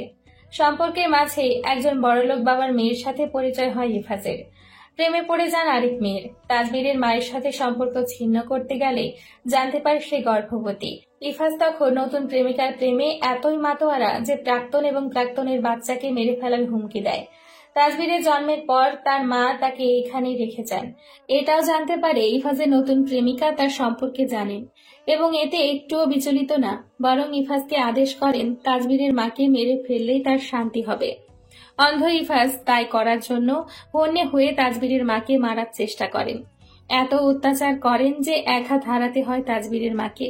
ভাগ্যক্রমে পালিয়ে নিজের জীবনটাই বাঁচাতে পারেন তিনি। তারপর তাজবীরের খোঁজ জানার পর ইফাজ প্রায়ই আশ্রমে এসে দেখে যেতেন। যদিও পিতৃপ্রেম তার মনে জেগে উঠেছিল, তবে তার মূল লক্ষ্য ছিল তাজবীরের মাকে খোঁজা। এই জন্যই এখানে আসা প্রতিদিন। ভাবতেন তাজবীর থেকেই তাজবীরের মায়ের খোঁজ পেতে পারবেন। তাজবীরের মা শুনেছেন তার সাথে সম্পর্ক ছিন্নের কয়েক বছর পর ইফাজ আর তার প্রেমিকার বিয়ে হয় এবং তাদের ঘরে ফুটফুটে মেয়েও হয়। ভেবেছিলেন এই বুঝি তার রক্ষা, কিন্তু ইফাজের বউ এতটাই হিংস্র এবং ঈর্ষান্বিত ছিলেন যে তিনি প্রতিজ্ঞাবদ্ধ ছিলেন তাজবীরের মাকে মেরে ফেলার জন্য। এতটা বছর লুকিয়েছিলেন তিনি। তাজবীরের মা কান্না করতে করতে তাজবীরের কাছে মিনতি করেন, বাবা তুই ওই জানোয়ারটাকে ছাড়িস না বাপ। আমার জীবনটা তো নষ্ট করেছে, সাথে তোরটাও করেছে। ওই জানোয়ার যদি আমার খোঁজ পায় তাহলে আমারে মাইরাই ফেলবো বাপ। আমি এখন আর মরার চিন্তা করি না। আমি জানি ওই জানোয়ার কখনো নজর রাখে তোর উপর, যদি আমার দেখা পাওয়া যায়। কিন্তু আমার মনে হলো তোর সত্যি কথা বলে দি, তুই ওই জানোয়ার সারা জীবন ভালো মানুষ ভাইবা যাইতি। তাই আমি আমার জীবন বাজি রাইখা আইসি তোর বলতে, তুই ওগো ছাড়িস না। আমার যে কষ্ট দিছে তুই ফেরত নে। তার পরদিন তাজবীর তার মাকে দেখতে পায় তাদের পাশে নদীতে ভাসমান অবস্থায়, গলায় দড়ির ছাপ। মানুষ ভাবে পাগলি নিজেই আত্মহত্যা করেছে, কিন্তু তাজবীর জানে এই অবস্থা কে করতে পারে। তারপর থেকে তাজবীরের মন ক্রমশই ফুঁসতে থাকে। বাবার জন্য জমে থাকা এক বিন্দু ভালোবাসা ঘৃণায় পরিণত হয়। আশ্রম থেকে ছাড়া পাওয়ার পর ইফাজের ঠিকানায় গেলেও তাদের দেখা পায় না, শুধু জানে অন্যত্র চলে গেছে তারা, নাম্বারও বদলে ফেলেছে। ব্যাস, পলক এটুকুই জানে। তাজবীর এটুকুই বলেছিল। ইফাজ খানের খোঁজ পাওয়ার পরও তাজবীরকে কিচ্ছু করতে হয়নি, কারণ ততদিনে ইনান মেন্টাল ডিসঅর্ডারে আক্রান্ত ছিল। এটা ইফাজকে শাস্তি দেওয়ার জন্য যথেষ্ট ছিল। ইনানকে তাজবীর বলেও দিয়েছিল সবটা, প্রমাণ সহ।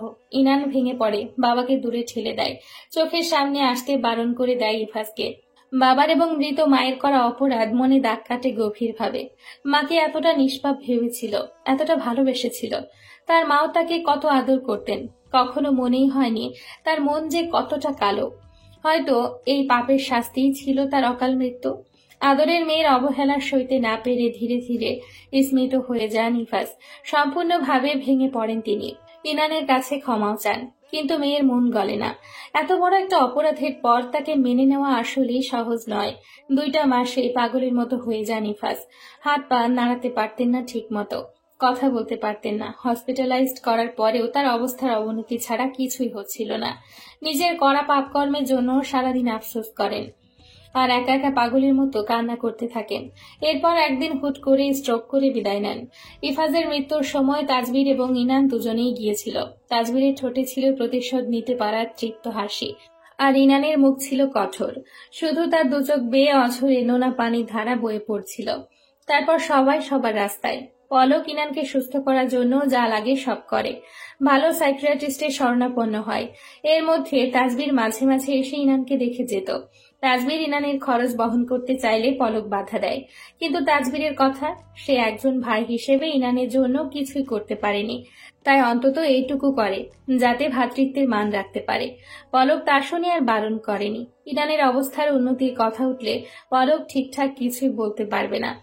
ইনানকে প্রথম 2 রুমের বাসাতেই বন্দি রাখত তারা।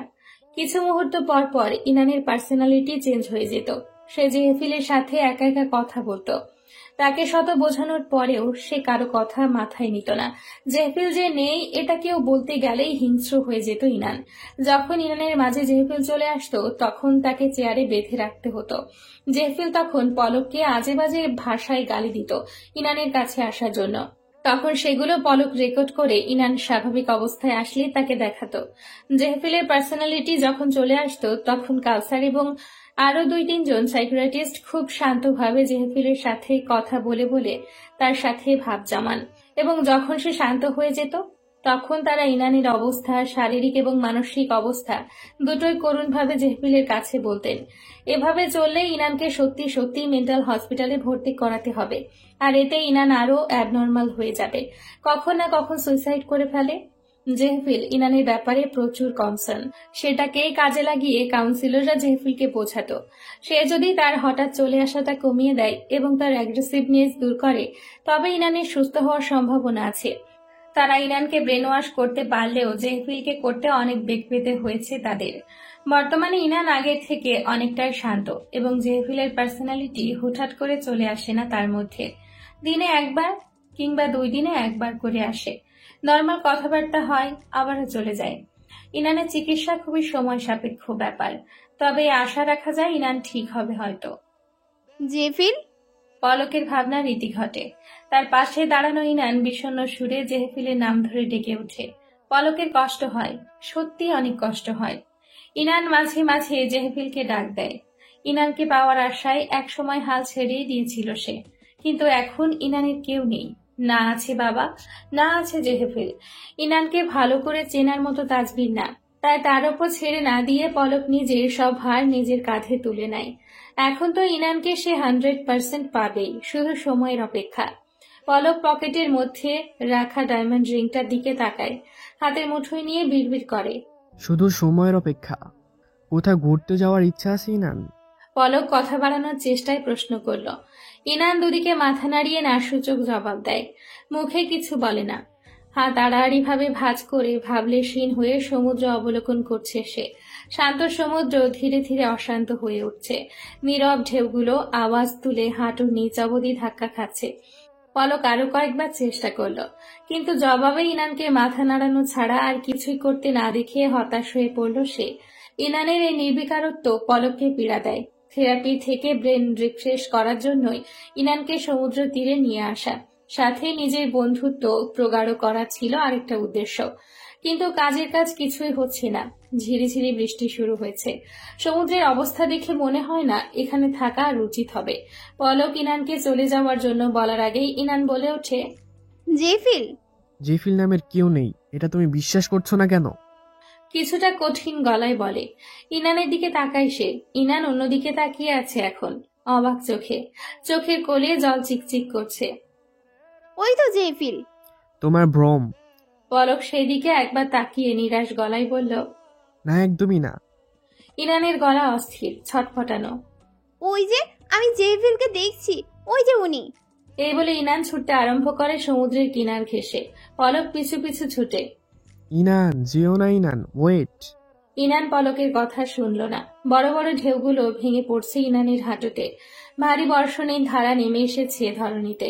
সাদা গাউন ভিজে ইনানের পায়ে ব্যাঘাত সৃষ্টি করছে দৌড়ানোর জন্য, কিন্তু ইনান থেমে থাকেনি।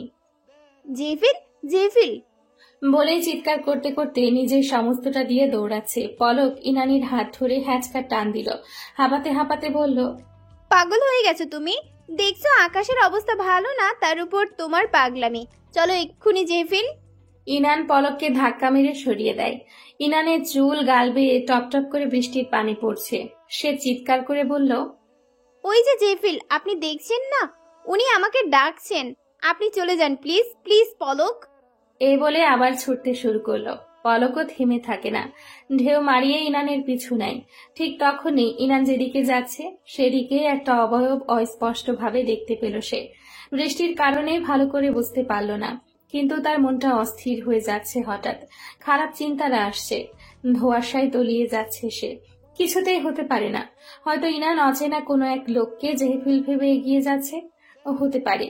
মনে মনে স্বাগতোক্তি করল পলক। কিন্তু মন তার মিথ্যে আশায় পানি ফেলল। অবয়বটিও সাদা কিছু একটা পরনে। অবয়বটির চেহারার গড়ন ঝাপসা হলেও পলকের মনের মধ্যে থাকা কণ্ঠ বলল এটা তার সেই প্রতিদ্বন্দ্বী। ধরে আসা গলায় ভেঙে ভেঙে বলল, ইনান আমার ভালোবাসা, যেও না আমাকে ছেড়ে, ফিরে আসো দয়া করে ইনান। অবাক হলো যখন নিজের কণ্ঠ নিজেই শুনতে পেল না। কেউ যেন গলা টিপে কণ্ঠ রোধ করে রেখেছে তার। চিৎকার করে ডাকলো ইনানকে। আশ্চর্য, ইনানকে ডাকলো ঠিকই, কিন্তু আওয়াজ বের হলো না। পা আগাতে চাইছে না কেন? ছোটার গতি কমে এলো ধীরে ধীরে। পা থেমে যাচ্ছে না চাইতেই, অথচ সে চাইছে ইনানকে থামাতে, ইনানের হাত ধরে ফিরিয়ে নিয়ে যেতে। কিন্তু তার শরীর অজানা কারণেই কেমন অবশ হয়ে আসছে। হাঁটু ভেঙে হঠাৎ বসে পড়ল। গর্জন তোলা ঢেউ আক্রমণ করছে পলককে। সে ঘোলাটে চোখে দেখল সাদা গাউন পরিহিত ইনান একটা অবয়বের দিকে ছুটে যাচ্ছে, যে হাত বাড়িয়ে ইনানকে বাহুডোরে আবদ্ধ করছে।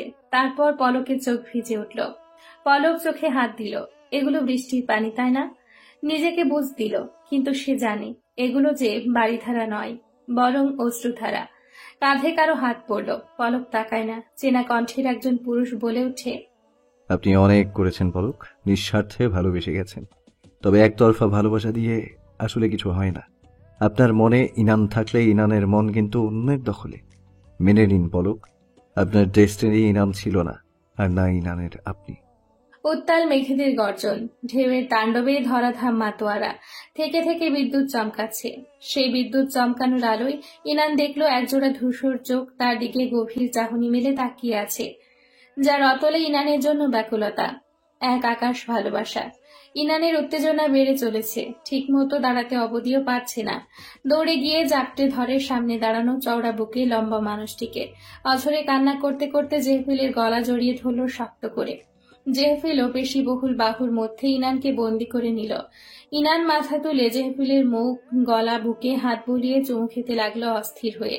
আকুল হয়ে বলল, আপনি জেফিল তো? প্লিজ বলুন না সত্যিকারের জেফিল। আমি কল্পনা করছি না তো, তাই না?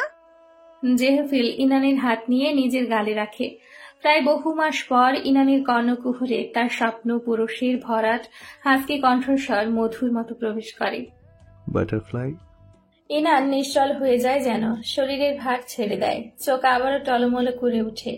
জেহফিল ইনানের কোমর তুলে নিজের সাথে জড়িয়ে ধরল এক হাতে, আরেক হাত ইনানের গলার পেছনে নিয়ে কোমল ভাবে ধরল। জেহফিলের চুলগুলো ভিজে কপালের সাথে লেপ্টে আছে। ইনানের কপালে গভীর চুমু খায় জেহফিল। চোখ বন্ধ করে না ইনান। সে নিজেকে বিশ্বাস করতে পারছে না। তার এতদিনের কল্পনা যে আসলেই বাস্তবে রূপ নিবে তার ধারণাতেই ছিল না। আচ্ছা, তার হ্যালুসিনেশন হচ্ছে না তো? নিজের সাথে একা একা কথা বলছে না তো? জেহফিলের গালে থাকা দুর্বল হাত নিয়ে জেহফিলের ঠোঁটে রাখলো। থেমে থেমে বলল, আপনি আমার ভ্রম। আমি কল্পনা করছি আপনাকে আমার পার্সোনালিটির মধ্যে। আর কিছু বলার আগেই ইনানের পেলব ঠোঁট দখল করে নিল জেহফিল, উগ্র কিন্তু কোমল ভাবে। ইনান থামায় না জেহফিলকে। হোক কল্পনা, সে এই মুহূর্তটা হারাতে চায় না। পরে যদি জেহফিল আর না আসে। জেহফিলের স্পর্শ গাঢ়ভাবে রূপ নিচ্ছে। নাছোড়বান্দা হয়ে যাচ্ছে সে। দৃষ্টি ও জেহফিলের গাঢ় চুম্বনের কারণে ইনানের নিঃশ্বাস নিতে কষ্ট হচ্ছিল।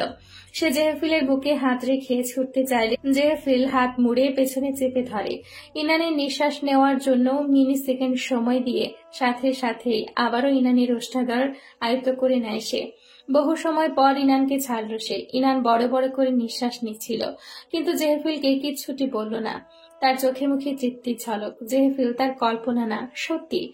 জেহফিল তাহলে সত্যিই তার চোখের সামনে। খুশিতে ঝলমল করে ওঠে তার চেহারা। জেহফিল এতদিন কোথায় ছিল, কি হয়েছিল, কিছু জানতে চায় না সে। সে শুধু এই মুহূর্তটাকে স্বর্গীয় করে রাখতে চায়। জেহফিল ইনানের কপালে কপাল ঠেকায়। ঠিক কতটা দিন পর সে বাটারফ্লাইকে দেখছে সে। 253 দিন 18 ঘন্টা 20 মিনিট। যে জেহফিল একটা সেকেন্ড তার বাটারফ্লাইকে ছাড়া থাকতে পারত না, এতদিন তাকে তার অসাবধানতার কারণে দূরে থাকতে হয়েছে। মন মোচড় দিয়ে উঠল। সে যদি সেদিন বাটারফ্লাইকে নিয়ে না বের হতো, তাহলে এসব দিন দেখা লাগতো না। তার প্রিয় একটা জায়গায় বাটারফ্লাইয়ের সাথে সময় কাটানোর জন্য সেদিনই কেন বেছে নিতে হয়েছিল তাকে? সেদিনই কেন তাকে ডেটে যেতে হলো? যার ফলাফল সাদা বিছানায় ক্যানোলা হাতে কাতরাতে কাতরাতে দিন রাত পার করতে হচ্ছিল। শরীরের ব্যথায় না, মনের ব্যথায়। তার সহজ সরল বাটারফ্লাই একা একা কিভাবে ভুতুড়ে অট্টালিকায় থাকছে, রাতে কিভাবে ঘুমোচ্ছে, এসব ভেবে ভেবে তার শরীরের অবস্থা আরো খারাপ হয়ে গিয়েছিল। যখন জানলো ইনান জেহেফিলকে কল্পনা করে দিন কাটাচ্ছে, তখন জেহেফিলের খরা হৃদয়ে যেন এক পশলা বৃষ্টি নামলো। ইনান জেহেফিলকে কল্পনা করছে, তার মানে ইনানের ভালোবাসা উৎভ্রান্তির পর্যায়ে চলে গেছে। সে যেমন ভাবে ইনানকে ভালোবাসে, ঠিক তেমন ভাবে তাকেও ভালোবাসবে, এই একটা ক্ষীণ আশা জেহেফিলের মনে ছিল।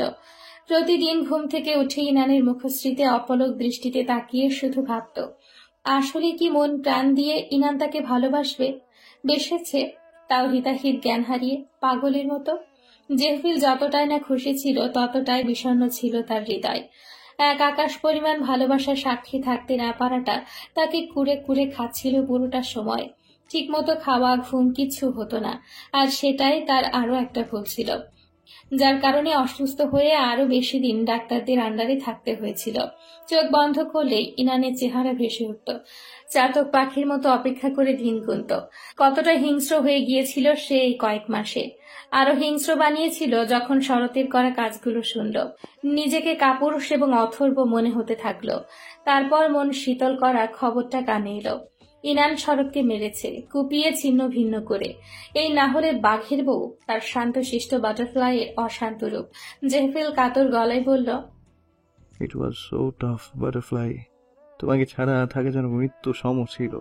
প্রতিটা দিন, প্রতিটা মুহূর্ত আমি যে কত ছটফট করেছি, কবে তোমাকে চোখে দেখতে পাবো। You have no idea butterfly. I was so mad at me. আপনিও জানেন না জেফিল, আমিও যে পাগল হয়ে গেছিলাম যখন সবাই বলছিল আপনি নেই। আমার যে কি করতে ইচ্ছে করছিল সবাইকে মেরে দিতে।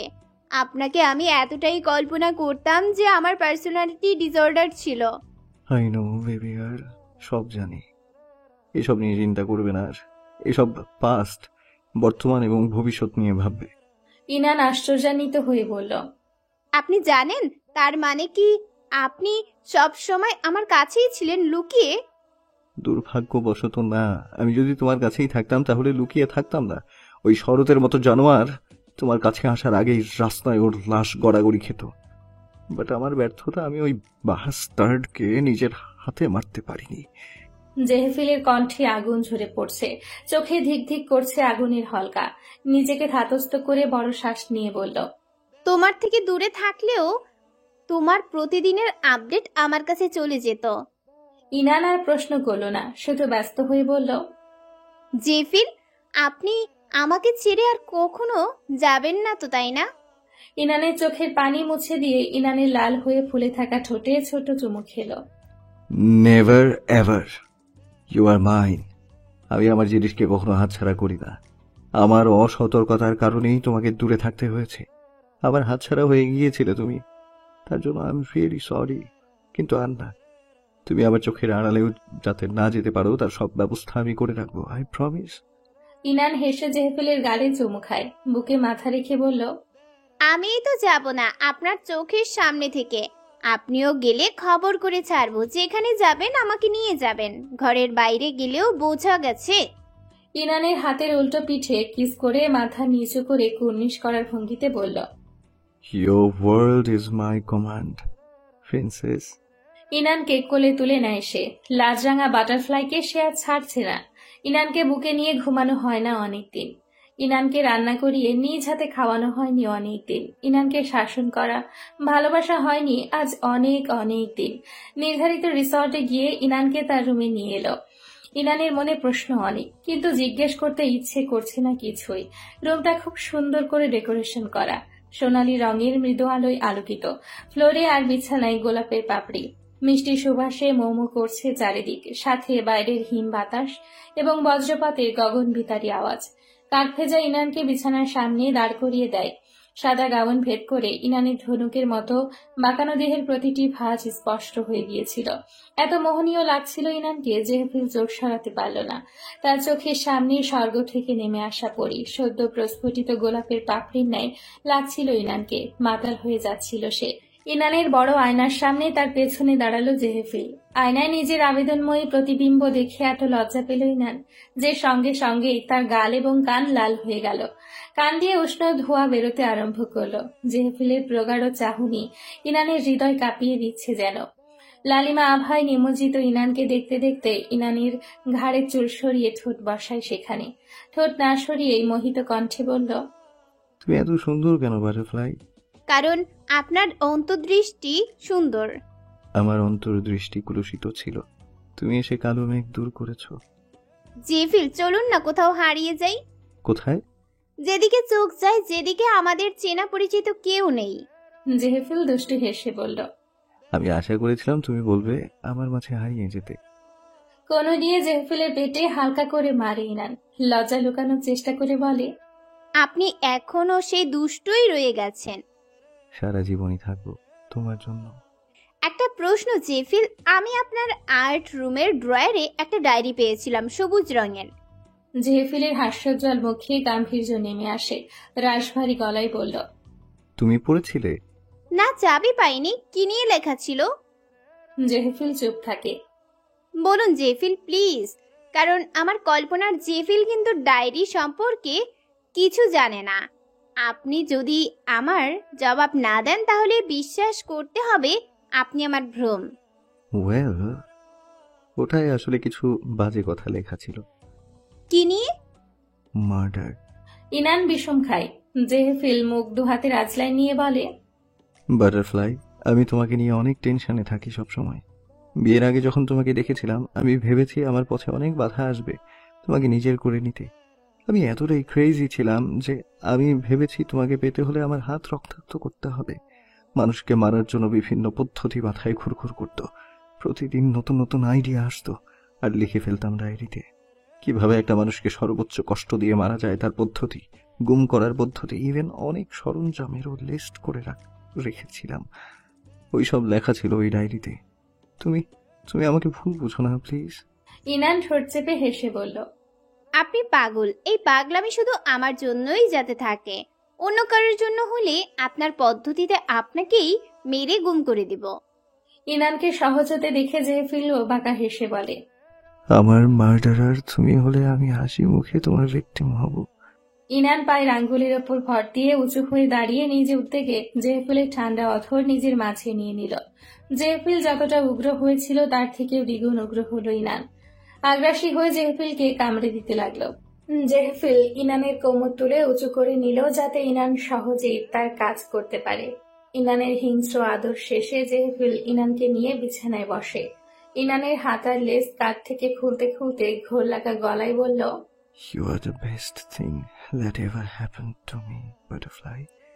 And our night has just begun. Every moment, every touch is mine to possess. বাইরে বৃষ্টির ঝমঝম এবং উড়ে যাওয়া পর্দার আড়ালে দুই মানব মানবীর একে অপরের মাঝে গভীরভাবে ডুবে যাওয়া ভালোবাসার বর্ষণ। তীক্ষ্ণ শব্দে ইনানের ঘুম ভেঙে যায়। আড়মোড়া ভেঙে জেহেফিলের পাশে হাত রাখতে দেখে জেহেফিল নেই। চমকে উঠে চাদর গায়ে জড়িয়ে বসে পড়ে ইনান। জেহেফিল কোথায়? নিঃশ্বাস দ্রুততর হয় তার। গতরাতে ভালোবাসাবাসী এতটাই জীবন্ত ছিল যে জেহেফিল বাস্তবে আছে তা বিশ্বাস করেই ফেলেছিল। না, খারাপ চিন্তা মাথায় আনবে না। ইনান নিজেকে শান্ত করলো। জেহেফিল যদি কল্পনায় হতো তাহলে ওর প্রশ্নের উত্তর কখনোই দিতে পারত না। জেহেফিল বাস্তব। আবারও আওয়াজ হয়। ইনান খাট থেকে নেমে দেখলো শার্ট নিচে পড়ে আছে। বুকে হাত দিয়ে স্বস্তির শ্বাস ফেলে। জেহেফিলের শার্ট এটা। তাহলে গত রাতে কোনো কল্পনা ছিল না, সত্যি সত্যি জেহেফিল এসেছে। জেহেফিলের শার্ট পরে রুমের বাইরে মাথা বের করে উকি দেয়। দেখে সিঁড়িতে তাজবির চিৎ পটাং হয়ে পড়ে আছে। তার ঠোঁট আর কপাল ফেটে রক্ত বের হচ্ছে, আর জেহেফিল তার সামনে দাঁড়িয়ে ফুঁসছে। ইনান রুম থেকে বেরিয়ে দুহাতে মুখ চেপে ধরে শব্দ করে ওঠে, ও মাই গড! জেহেফিল ঘাড় ঘুরিয়ে তাকায়। জেহেফিলের শার্ট পরার কারণে ইনানের ফর্সা পা উন্মুক্ত হয়ে আছে। বুকের কাছের বোতামও খোলা। তা দেখে অগ্নিমূর্তি ধারণ করে জেহেফিল। চোখ গরম করে ইনানের দিকে তাকায়। জেহেফিলের চোখ রাঙানি দেখে আত্মা এইটুখানি হয়ে যায় ইনানের। জেহেফিলের চোখের ভাষা বুঝতে পেরে নিজের দিকে তাকায় আর সাথে সাথে রুমে ঢুকে যায়। সাদা গাউন শুকিয়ে গিয়েছিল, সেটা পরেই বের হয়ে যায় সে। তাজবীর ভাই, আপনি এখানে কি করছেন?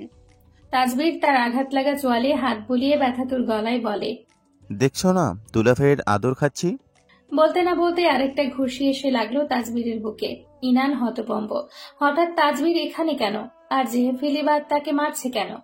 তোর জন্য সব হয়েছে শালা, তোর কারণে আমার বাটারফ্লাই থেকে দূরে থাকতে হয়েছে। তোকে তো আমি। এই বলে জেহেফিল উদ্যত হলো আরো মারার জন্য। তাজবীর নিজেকে দুই হাতে আড়াল করে বলল, আস্তে আস্তে দুলাভাই, আর না দোহাই লাগে। ইরান, তুমি ওইখানে দাঁড়িয়ে মজা না নিয়ে এখানে এসে থামাও। আরো একটা ঘুষি তাজবীরের পেটে। তাজবীরের কলার চেপে ধরে উঠিয়ে গজরাতে গজরাতে বলল, আমার ওয়াইফকে একদম আদেশ করবি না। ওর সাথে গলা উঁচিয়ে কথা বললে গলার রগ টেনে ছিঁড়ে ফেলবো একদম। তাজবীর করুণ গলায় বলল, সরি ইনান, বোন আমার, ভাইকে দয়া করে বাঁচা। ইনান এসে জেহেফিলের হাত থেকে তাজবীরকে ছাড়ালো। আশ্চর্য মানুষ তো আপনারা, ছোট বাচ্চারা মনে হয় যেন মারামারি লেগেছে। কি একটা অবস্থা! এই আপনি ভিতরে চলুন তো। ইনান জেহেফিলকে টেনে ভেতরে নিয়ে আসে। তাজবীর পা টেনে টেনে রুমে চলে আসলে জেহেফিল ওর বুকে হাত দিয়ে ধাক্কা মেরে দরজায় থেকে বের করে দেয়। যখন বলবো তখন আসবি, বাইরে দাঁড়িয়ে থাক শালা। গালি দিচ্ছেন কেন?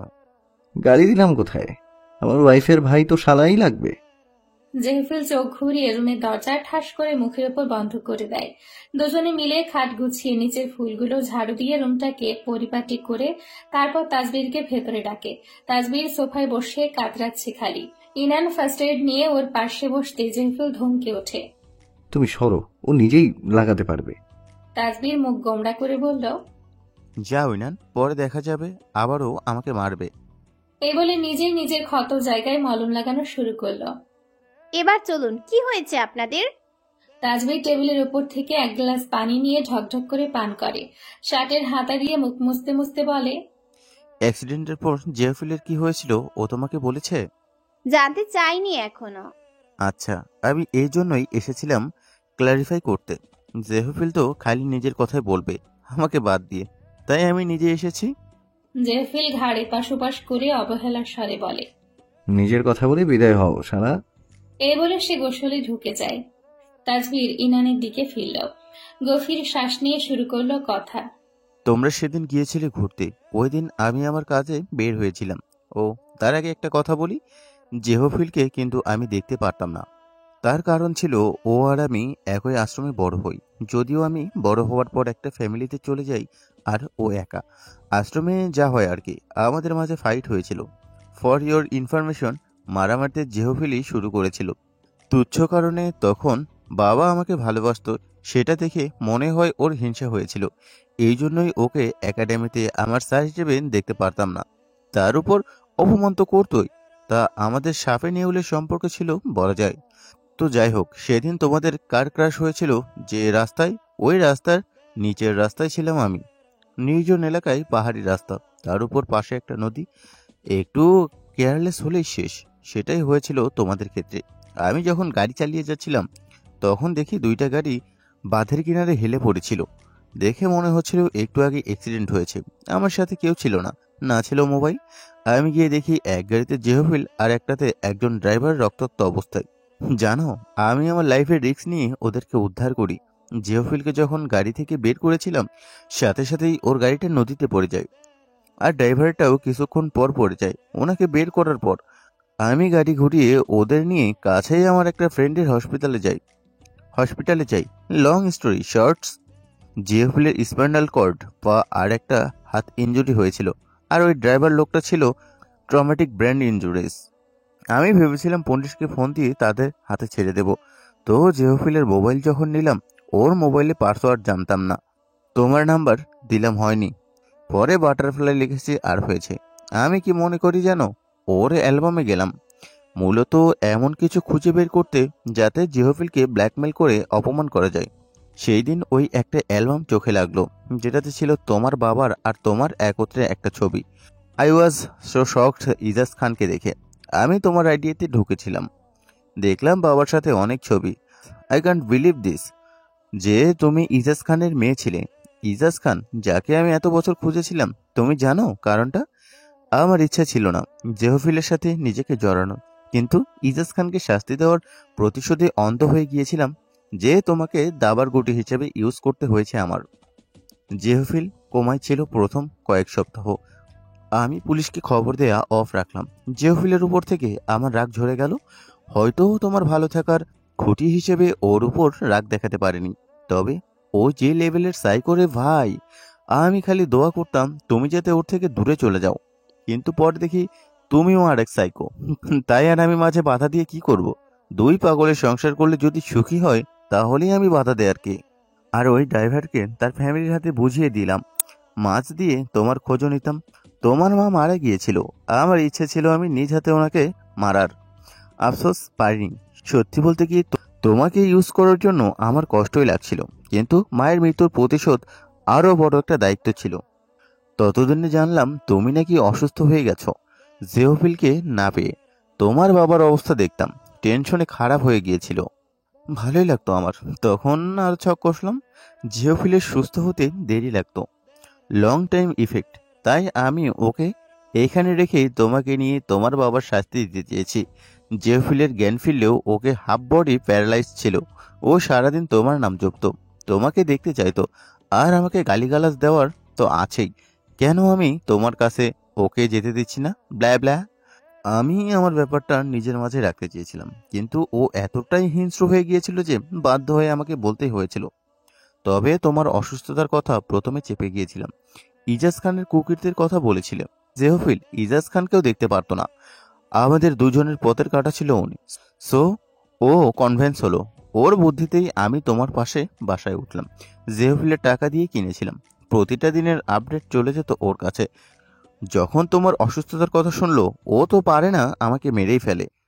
তুমি অসুস্থ আর ওকে কেন তোমার থেকে দূরে রেখেছি, তাই দেখলে না? তাই এতদিনের রাগ আর আমার উপর প্রতিশোধ নিল। ওর হাতে পায়ে পড়ে আমি বুঝিয়েছি ওকে, ওর অসুস্থতা আর একটু